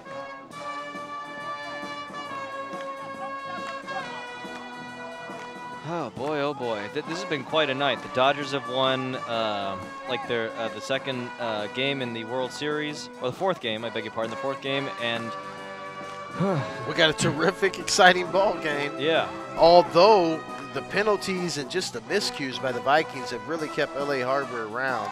But LA Harbor has committed some penalties as well, but the better football team is the Vikings. So when you get in a game where you're the better football team and you're committing penalties, you're enabling the team with lesser talent to stay around and you're helping them. Definitely. And that's what's happening here. That's the scary part. Yep. And so it is 2nd and 7. Lowry is about to take the snap. He's got 4 wide receivers set. Running back Bynum, and he gives the ball to Bynum, and Bynum didn't pick up much on that one for sure.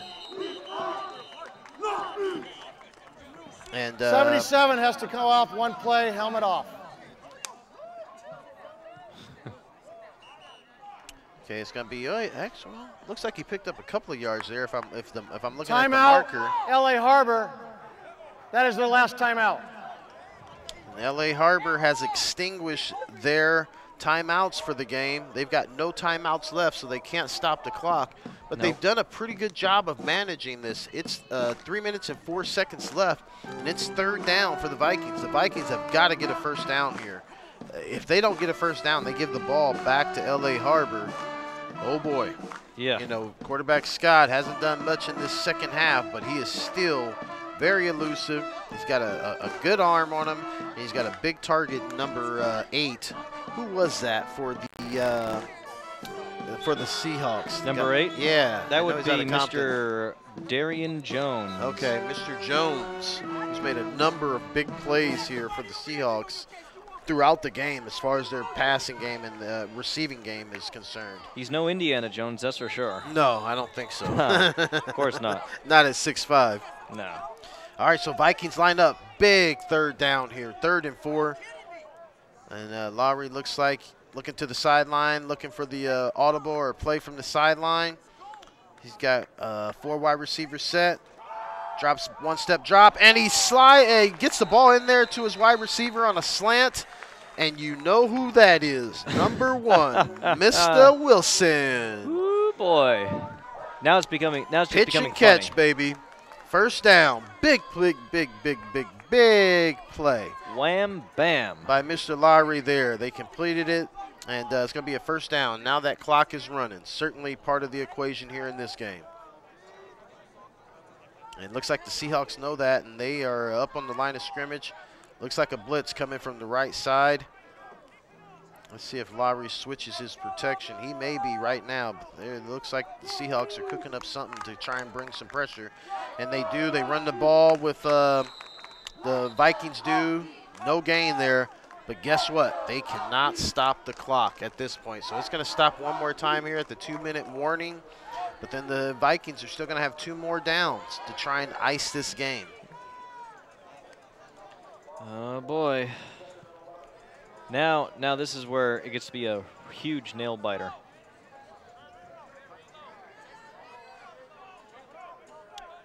And the Vikings, once again, in a 4 wide receiver set. Lowry is about to take the snap. He's getting the play from the sideline. And I would imagine they're going to run the football again. Yes, they do. And the running back gets the ball. Ooh, doesn't gain much. Maybe got back to the line of scrimmage there on that one. And the clock is running. 127, 126, 125, and counting. That's right. Yes. It's 3rd down, so they've got 1 more down to even take more time off. And I can assure you, Long Beach will not snap this ball with nothing less than 5 seconds to go on the play clock. Unless, of course, there's a penalty or a personal foul. Hey, let's not jinx anything now. You're right. You're right.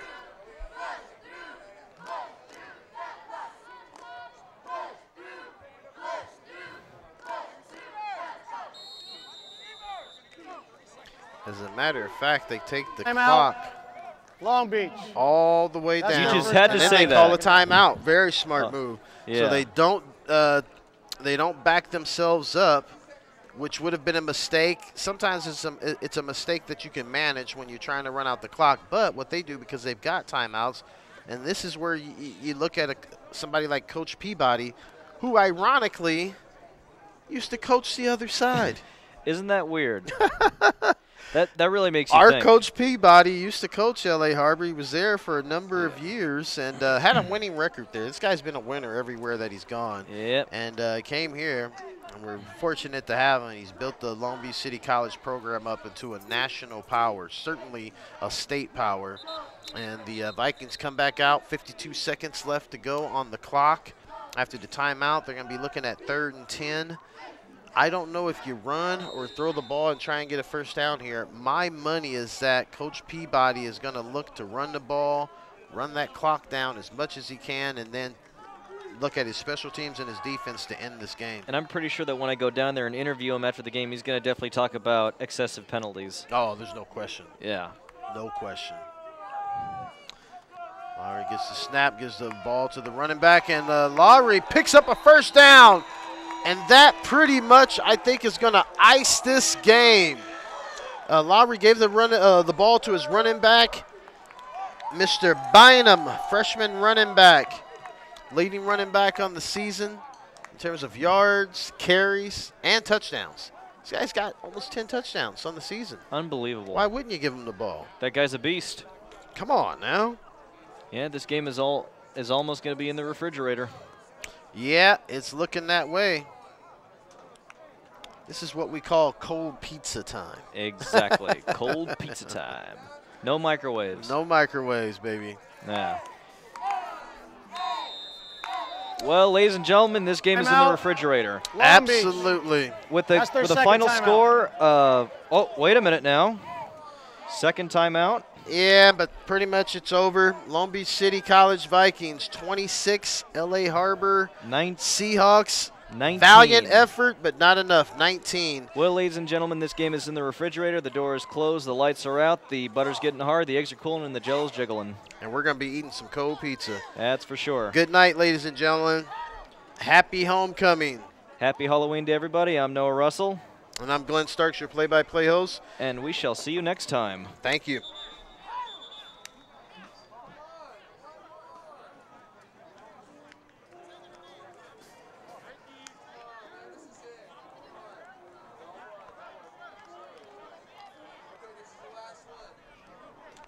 Did you lose your sound? Yeah.